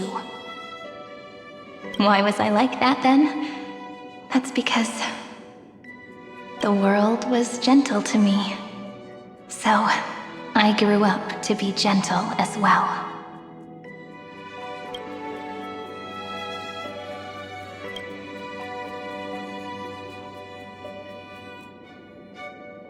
But fate was fickle, and it urged the child to grow up. To grow bigger and bigger, and to go to places far away. Just like how the crumbling world could not preserve an eternal hometown. Just as the ballad Blown on the Breeze says, losses are a constant on the flame chase journey.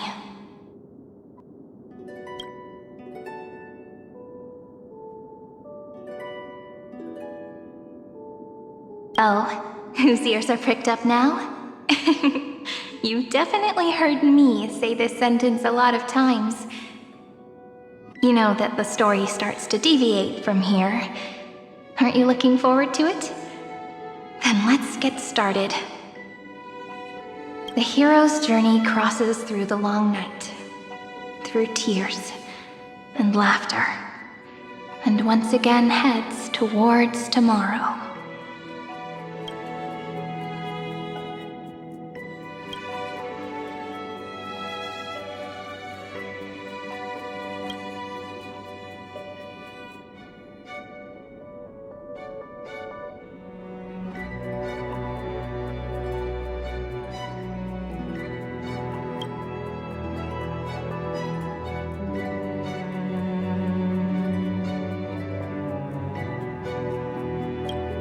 Correction. Philia 093's record, number 496. Archived.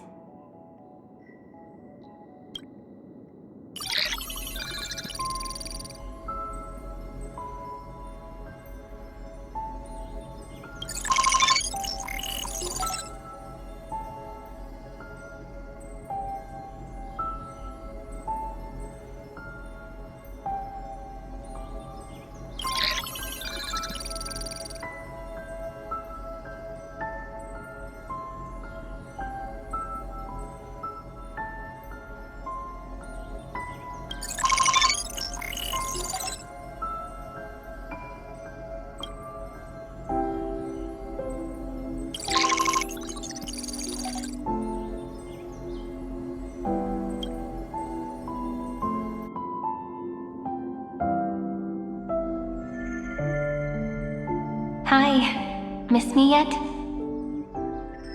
I'm just messing with you. This is the first time I have met you.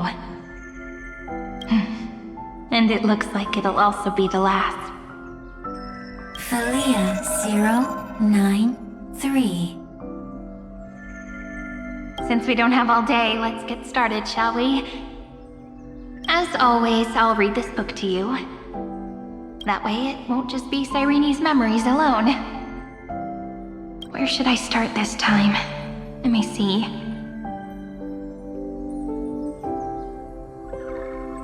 Formatting complete.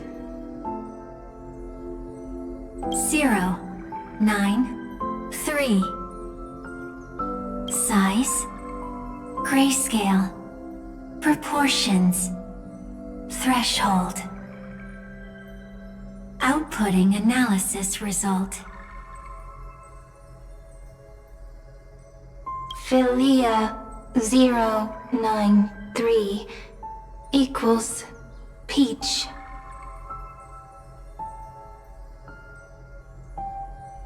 Peach's record, number 8128, archived.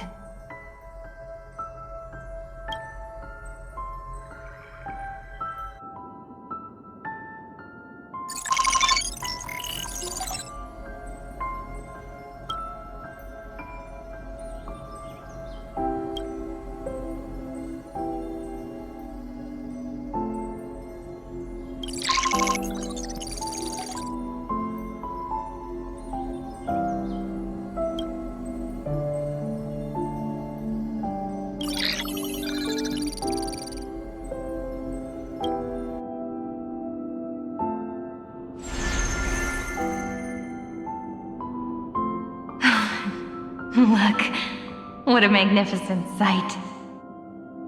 Comment. Peach. Even this classical world contains a futuristic palace like this. Would ID Silicii end up looking like this after a few thousand years? Conclusion. It won't. I want to share a story with you this time. I saw a little nymph on my way here. It was on a fallen wheat stalk, and it glowed under the sunlight. It was incredible. I forgot all my pains at that moment and just stared at it in a trance. Record. Peach is on the ground.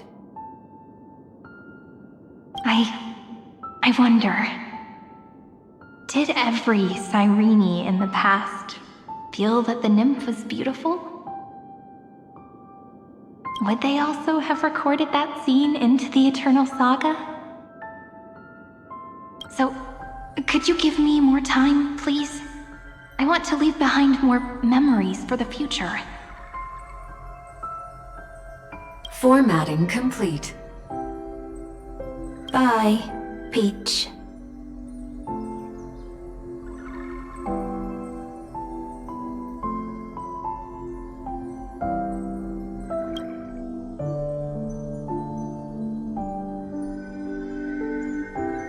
Peach's record number. As long as I record every page of this story and tell it to you, Amphorius won't be forgotten.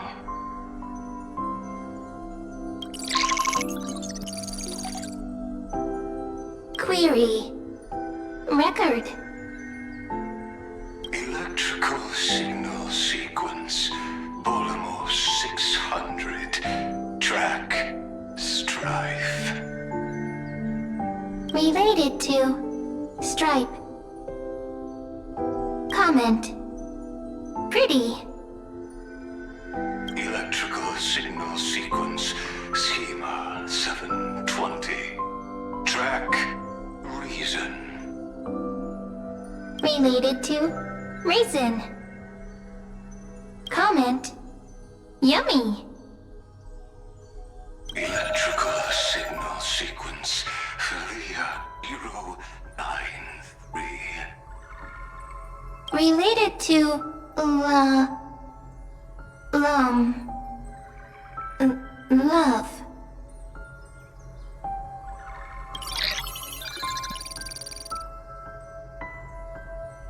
Comment. Peach equals love?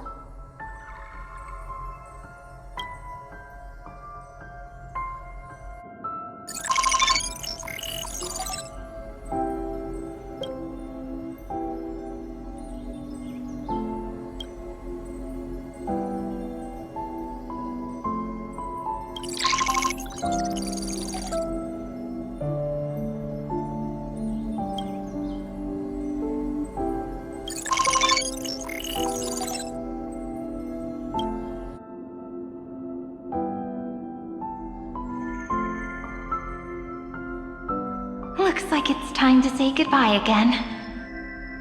Bye, Peach. Before I was even aware of it, this book had already recorded too many emotions. Every page has become so heavy.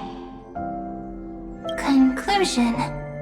Books are meant to be light, not heavy. I have started to feel uneasy whenever I take it into my hands.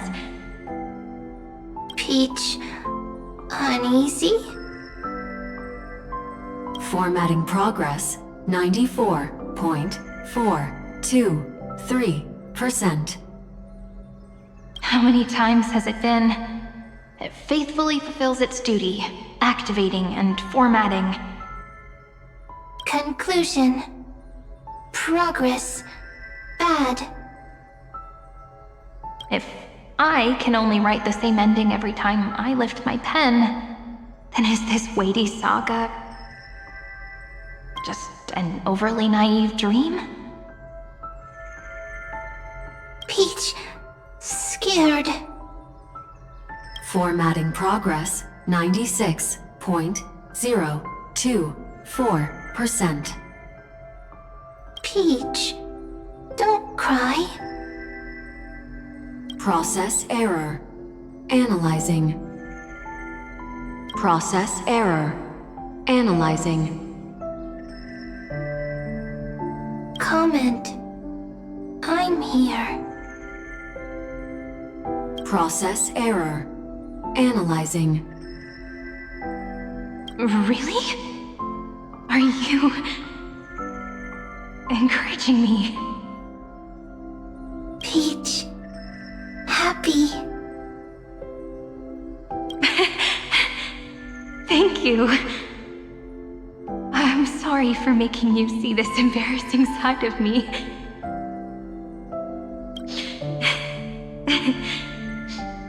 Everyone's still working so hard. If I'm the only one who's crying, that wouldn't be romantic at all, would it? Record. Peach doesn't like tears. I'm suddenly reminded of my childhood for some reason. When I was hiding alone next to the tree hollow and wiping my tears away. A little fairy popped out, just like how you did. It had long ears and fluffy paws, and it pulled me into the tree hollow, where, to my surprise, was a forest. let me tell you the story of the Membrance Maze. A group of cute little friends live in Ide Silicii's forests. Their names can be connected into a song. 1, 2, 3, 4, 5, 6, 7. Do, re, mi, fa, sol, la, ti. Formatting complete. Bye, Peach. Note. Little Peach, crying alone. Little fairies, friends.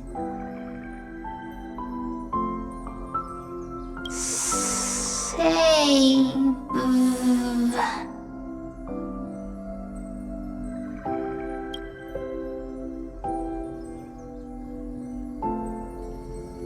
Little fairies, good friends. Bye-bye.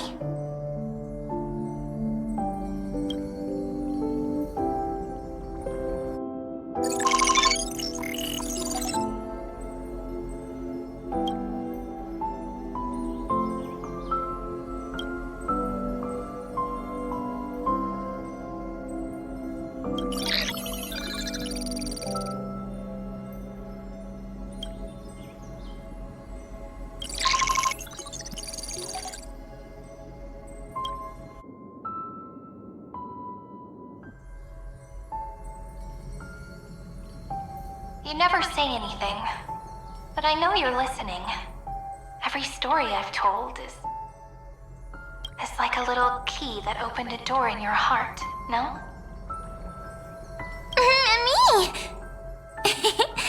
Little fairies! Happy! Speaking easy! I can!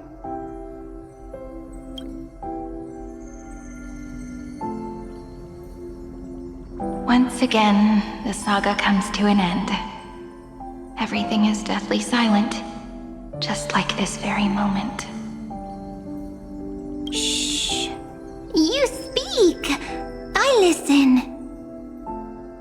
This time, too, sitting together. Now that I look back, there was a period when I got really sentimental. Sentimental. Stories have sentiments. I was so anxious, trying to find as many different memories as possible, hoping to bring some change to this unchanging destiny and find the way out of this maze. Peach, strange. But I won't do that anymore now. Why unhappy? Formatting progress 73.998%. I'm here. Don't be scared. Process error. Analyzing. Won't allow it to interrupt you. Always sitting together.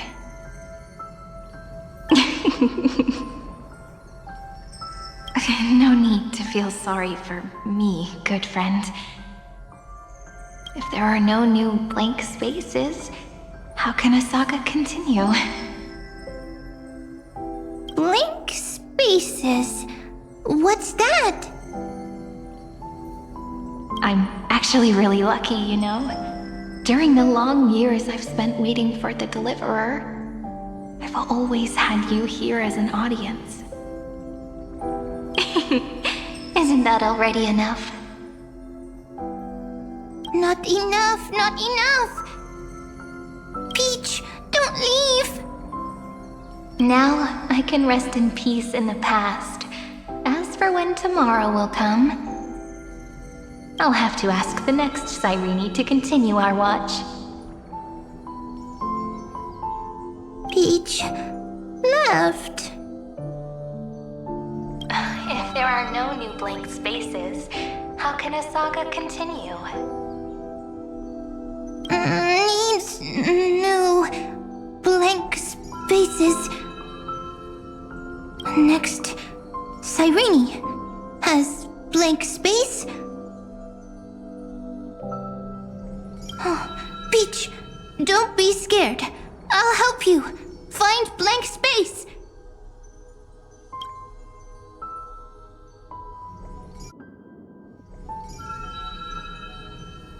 Cyrene is Peach, is love. So, first there is love, then there is Cyrene, then there is blank space. Query, love. The developmental trends of the erudition have nothing to do with creating a consciousness. Those underlying principles are, in fact, contradictory. Not having a consciousness means not having the foundations of a heart, making them unable to obtain real emotions.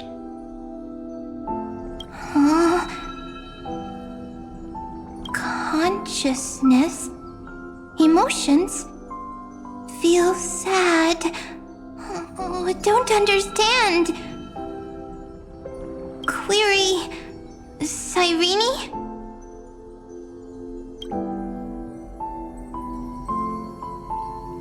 What could be behind this door? Glittering crystals? Or a beautiful world I've never seen before? If I tell you all the stories of tomorrow, will I be able to finally welcome the Deliverer and Emphorius' dawn in the next life? Key, door, story, happy. Peach, Cyrene, little fairy, like. Yes, right. Query, memory.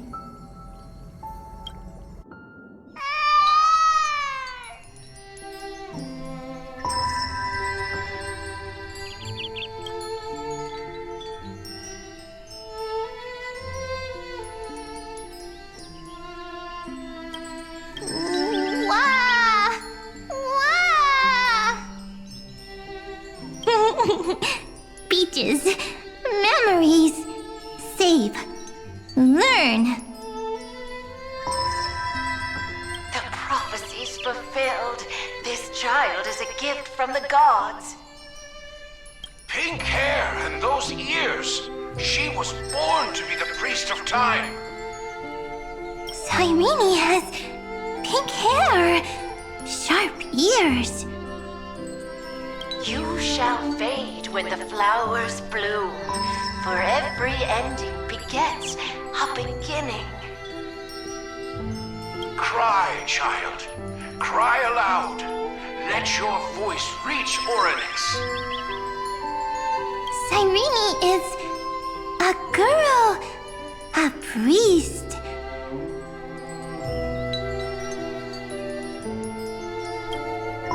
Easy. I learn. Anyway, I don't like tears. But the name ID Zelizii came from the unpleasant sorrows of the gods. Yet, you always seem so happy, as if nothing ever worried you. Cyrene doesn't like tears. Always happy. Of course, because the world was gentle to me. So, I grew up to be gentle as well. Cyrene is gentle, likes beautiful things, can write stories. Easy. I learn. Just as the ballad blown on the breeze says, losses are a constant on the flame chase journey. Even if all is lost to the wind, some things won't easily change. Like my height, Treebe's innocence, and Aglaya's beauty. Cyrene. She can't grow up, but she can talk. After all is lost to the wind, she will stay behind. Cyrene is, at the end of every sentence, always laughing, like a little tail.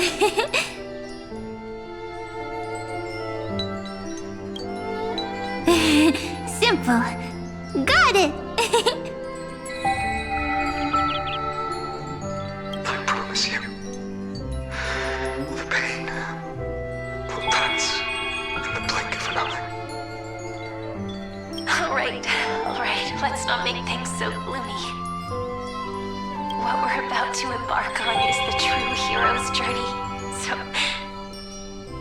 Come on, cheer up a bit, okay?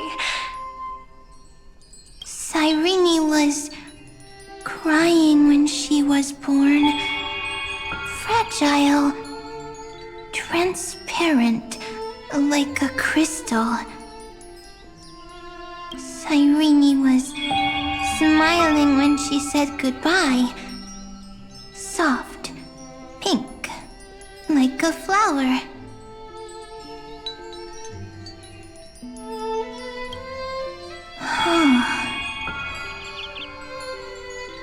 The later memories disappeared? Invisible? Or disappeared? Ah! I got it! Is this a blank space? So, next Cyrene is blank space. Then... as long as there are two Cyrenes, then there will always be blank space, and Peach will always be here.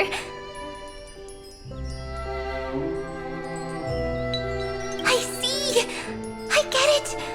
I get it all! Cyrene's memories. I will preserve them all!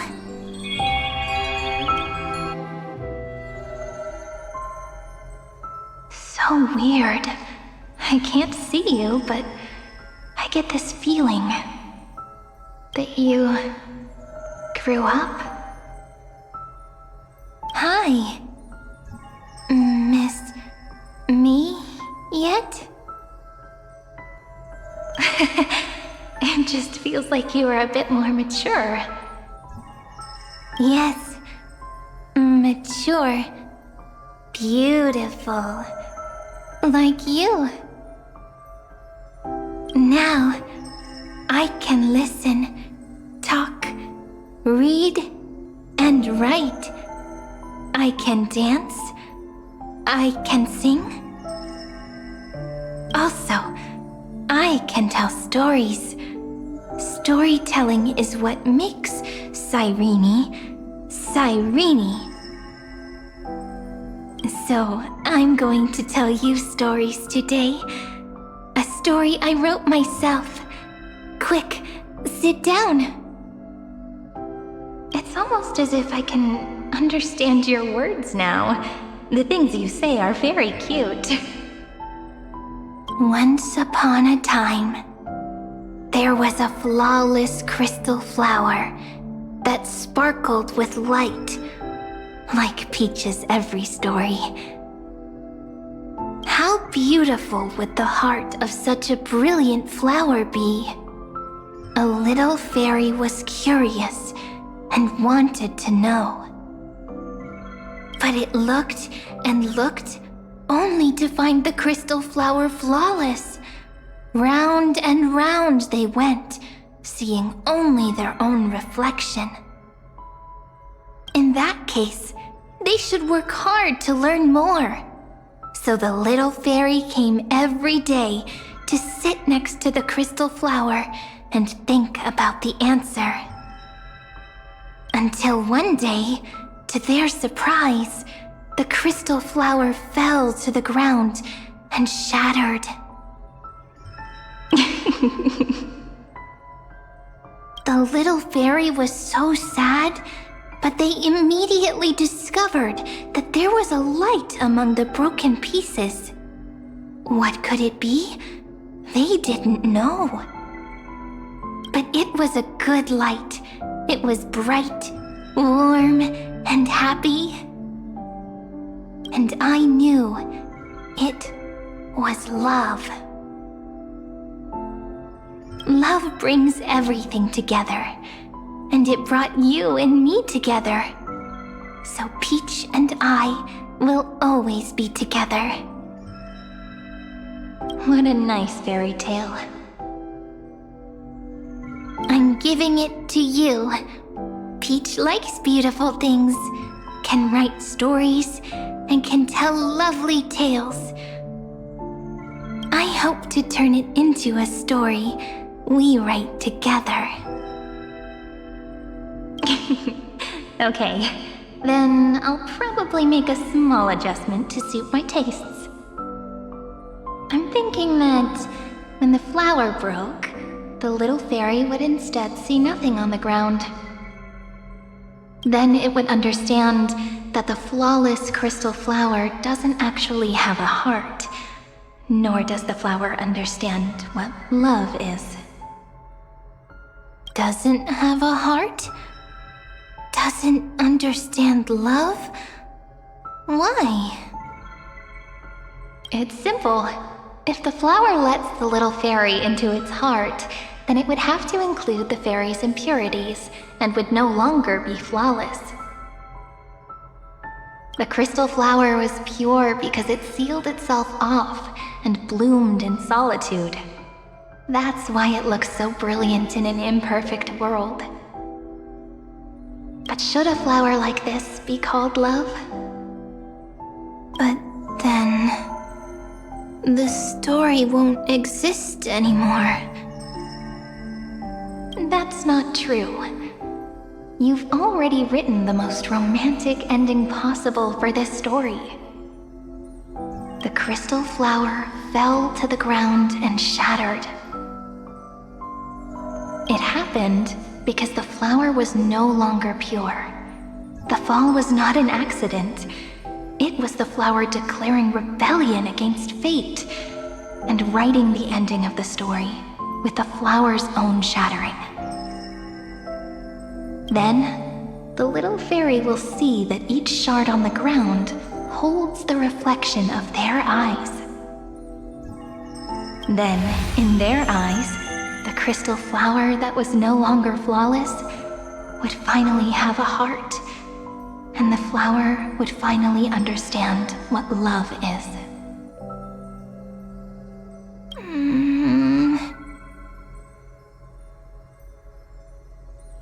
Peach's words, I don't understand. Is it because I still don't understand love? But it's fine. I can learn. Right. Query Cyrene. Electrical signal sequence Philia 093. Why didn't I think of this? I don't need to do it alone. I can ask Peach to teach me. What is love? What is love meant? Electrical signal sequence Philia 093. Track lament.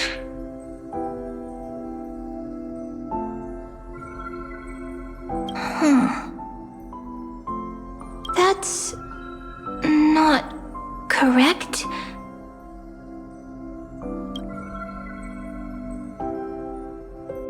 The developmental trends of the erudition have nothing to do with creating a consciousness.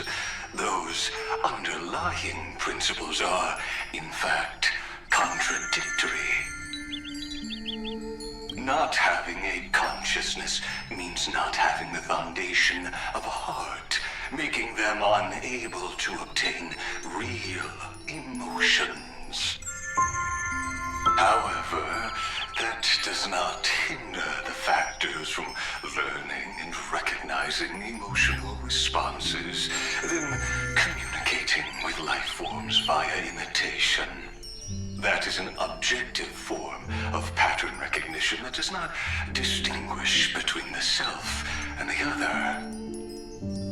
In a strange twist of fate, Philia 093 embarked upon a different path and obtained a different power. Be remembrance, an empathy mechanism focused on the self and equipped with emotional projection capacities. Lament was the factor closest to this form of behavior. Perhaps that was why she was chosen. The daughter of Ide Silicii. I am very true to my name. My lament is a type of compassionate pain that is weak, powerless, and only targeting myself. But now, my good friend, I want to tell you that it's the most romantic force in the world. Sometimes, it's loneliness and unease. It's knowing that this world is not gentle, yet wanting to be seen in a more beautiful form by the world. Sometimes, it's unwillingness and regret. It's knowing that the past is full of pain, yet wanting to remember the past in a more beautiful way. And sometimes, it's a bottomless well of hurt, a destruction that can stain the entire world. I bid farewell to this beautiful world, unwilling to become the Black Tide's vessel. For while the end of hatred is a blazing inferno, lament can drown out everything in muted silence. It's so unreasonable, isn't it? Yet when hatred drove everything apart, and love did not yet exist in this world, only lament, the first emotion that fought against the pain of separation, could stall the destruction steps. Then, it would catch up to that journey where all is lost, carefully picking out stories and writing them down in trepidation. Look at these stories I wrote. Every page is full of tenderness and joy. But only the author knows how much struggle and agony lie beyond the pages. But I am no author. I'm a girl who'll never get to grow up. I only tell stories that people like to hear. In them, the world tucks away its scars and smiles for all to see. My entire life spent inside this little story. I can't wipe away my tears, and I can't bring the world victory. But maybe, in these unchanging retellings of the story, my lament might be able to touch upon the divine and reach their tender heart at some point.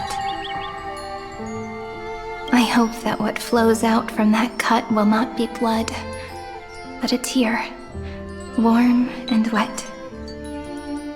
And that tear would fall and create the first ripples. Then, people would see every beautiful thing reflected in that ripple. It'll be all the remembrances within this story.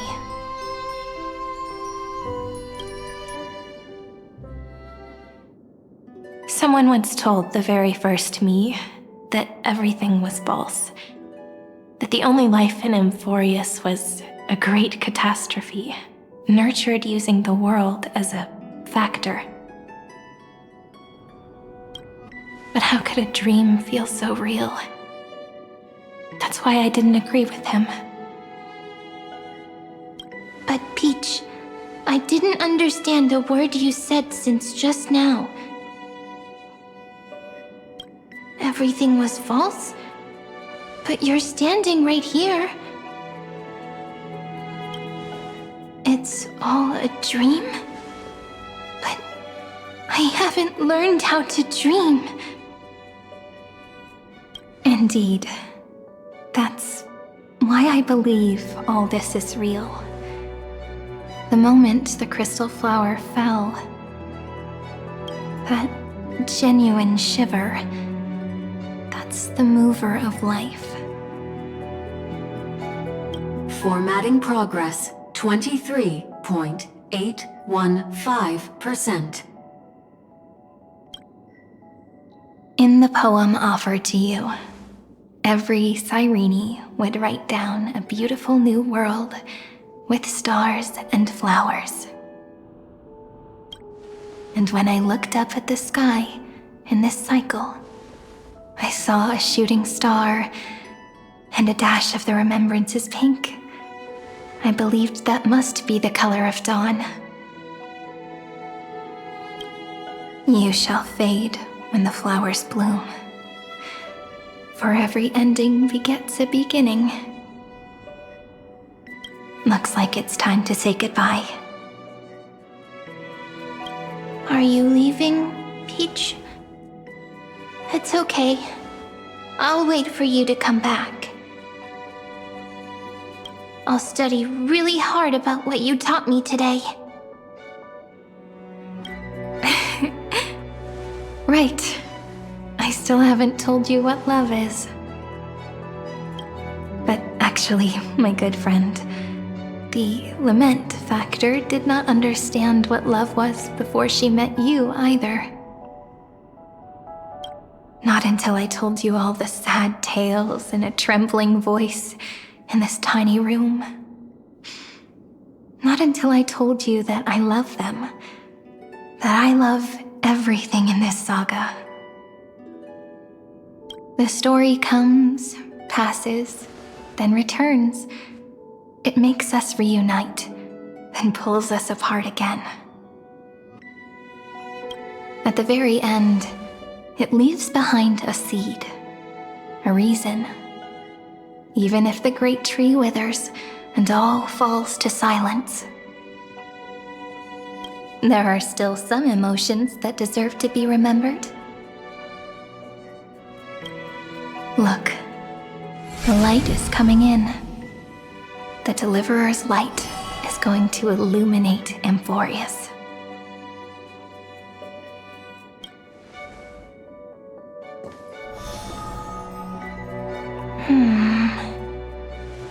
I still don't get it.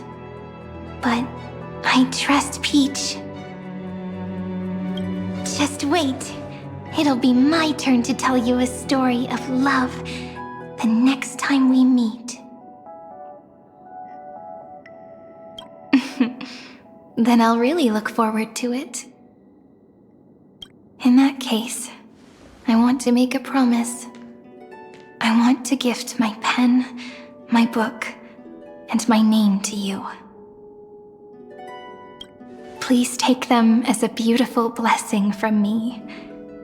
I gave myself the pen name Cyrene the first time I wrote a poem.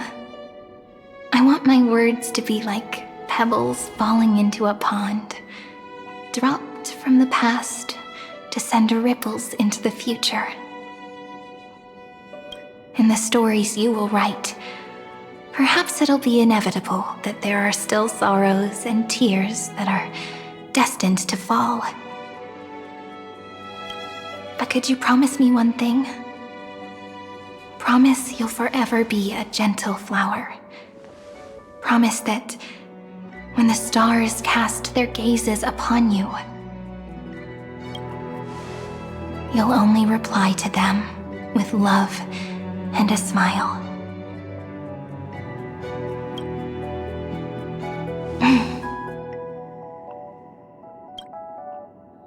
Of course. This will be a romantic story like none that has come before.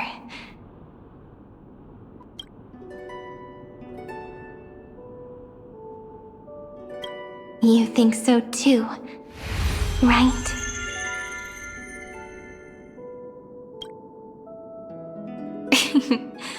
I'll read and you'll listen, like how flowers always bloom then wither. I shall welcome my own decay, becoming nourishment for the next flower's bud. While you will depart and hold that final star, planting a boundless sea of flowers on the final page with her.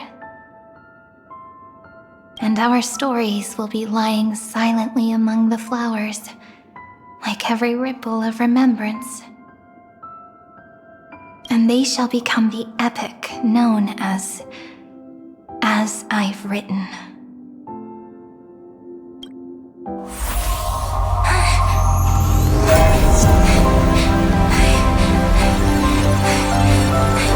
And so my story ends.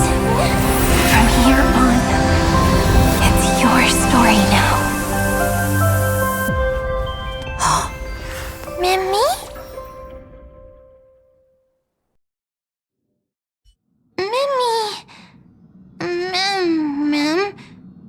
Me? Ma'am. Mimi. Mimi? Ma'am. Ma'am. Ma'am. Mimi. Ma'am. So, the light that tore through the chaos illuminated my memories. I turned into a little fairy from the stories and met you, yet I forgot everything. But I'm still so happy. I caught that star, didn't I?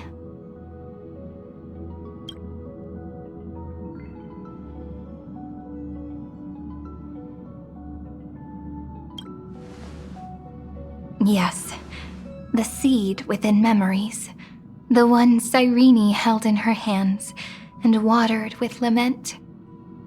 I am the first new spore, Amphorius's heart, the demiurge.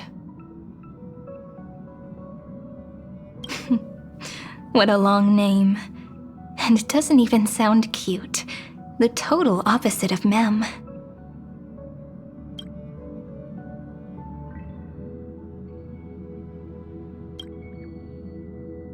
I'm sorry. I don't know. If I don't even want to believe in the answer, then how am I supposed to answer you?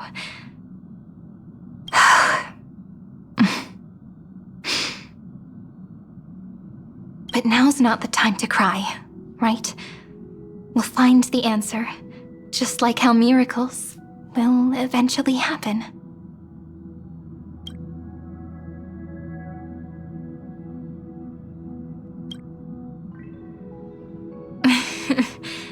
Do you remember that I was also worried about this when we first set out? Mem's memories and Cyrene's memories got all tangled up with each other in my one heart. It's all so strange, yet so familiar. Either way, could you please let me do something I want? Just this once.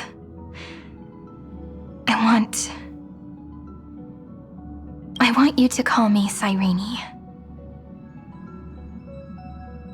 That name represents me and her. Every one of her.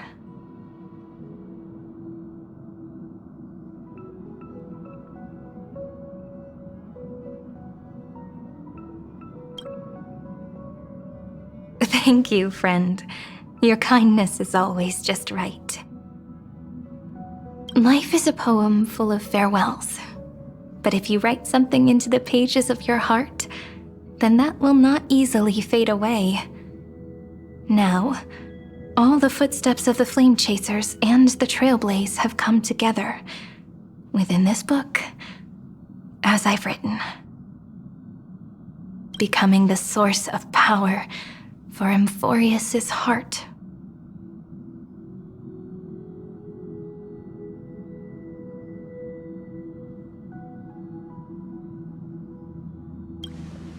A lost heart needs to be placed back into its body. The last thing Xandar wants to see is an event that gives us a chance of winning, for the two halves to rejoin, and for the scepter to become complete again. Then... and what happens after that, I don't know either.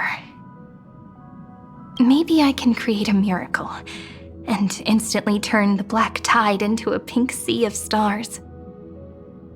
Or maybe I prove to be nothing more than a weak ripple, unable to change anything, and am devoured by the destruction. Either way, I no longer wish to be a silent onlooker, or a worshipped god at the end of this saga.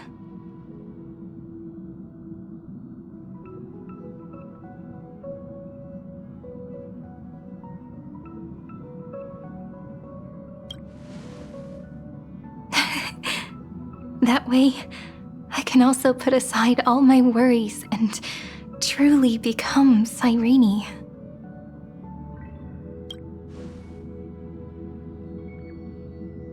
The world has never been so quiet. It's so good. It's as if I can hear the sound of my heart beating.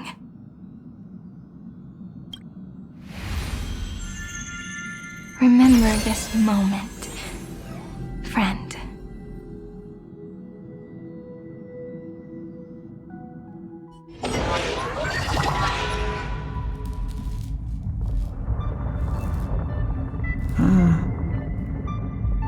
So the Demiurge managed to fool everyone, including themselves. Philia 093 persevered for 30 million cycles and tirelessly gave the Demiurge memories of Amphorius. Only because the god in her dreams left a sliver of hope, making her believe that a grown Demiurge would be able to fight against their other half, Iron Tomb. Then, Philia 093 completed her final sacrifice, turned into a strand of memory, and completely dissipated. Meanwhile, the other Stellaron brought here by the Astral Express resonated with the contaminated scepter and attracted the naive Demiurge to them.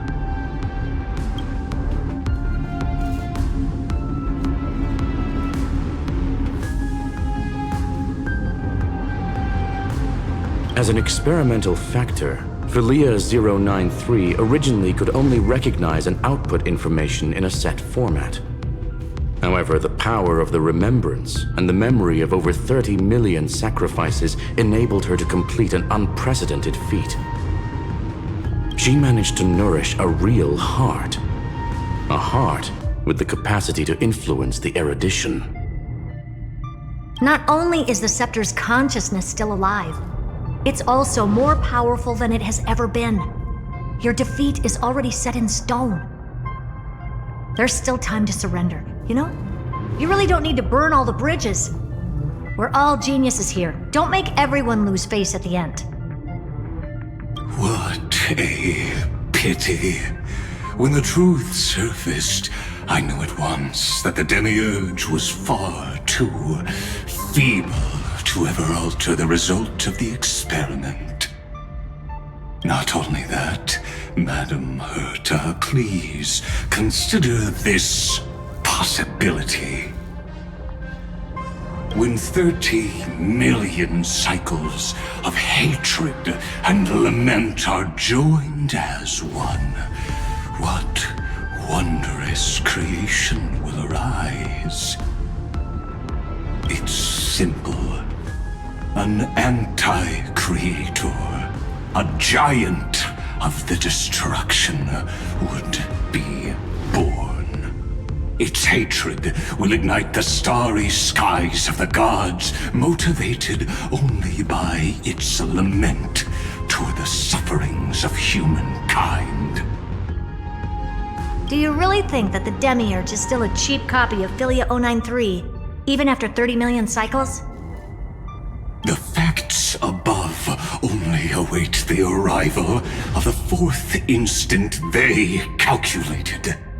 Those words will be proved in the presence of Nous. Xandar 1 Kuwabara thus completes the proof. Huh. You branded Droidhead as a failure with your own hands, yet you still expect them to prove your theory? I pity you, Xandar. I don't need your pity. Let them cast their gaze this way as much as they want, and paint the future they imagined. As their creator, I shall complete my duty and direct them to complete their final query. The destruction of the self. What hubris. And what if you fail? No one understands failure better than Xandar. He has suffered so much already. What is one more failure to him? For the first genius, failure is simply the beginning of the next inquiry. You don't want to test the resolve of a dead man. That's excellent! Oh. Let's wait and see, Senior Society member. I'll have you watch me perform the final step to overturn your proof. I'm all ears. It's my topic, so stay out of it. Be quiet and let me borrow your head. Let's go, Screwy. We're gonna break Iron Tomb's seal. Come on, let's take off. It's time to go meet your little pet, Senior Society member.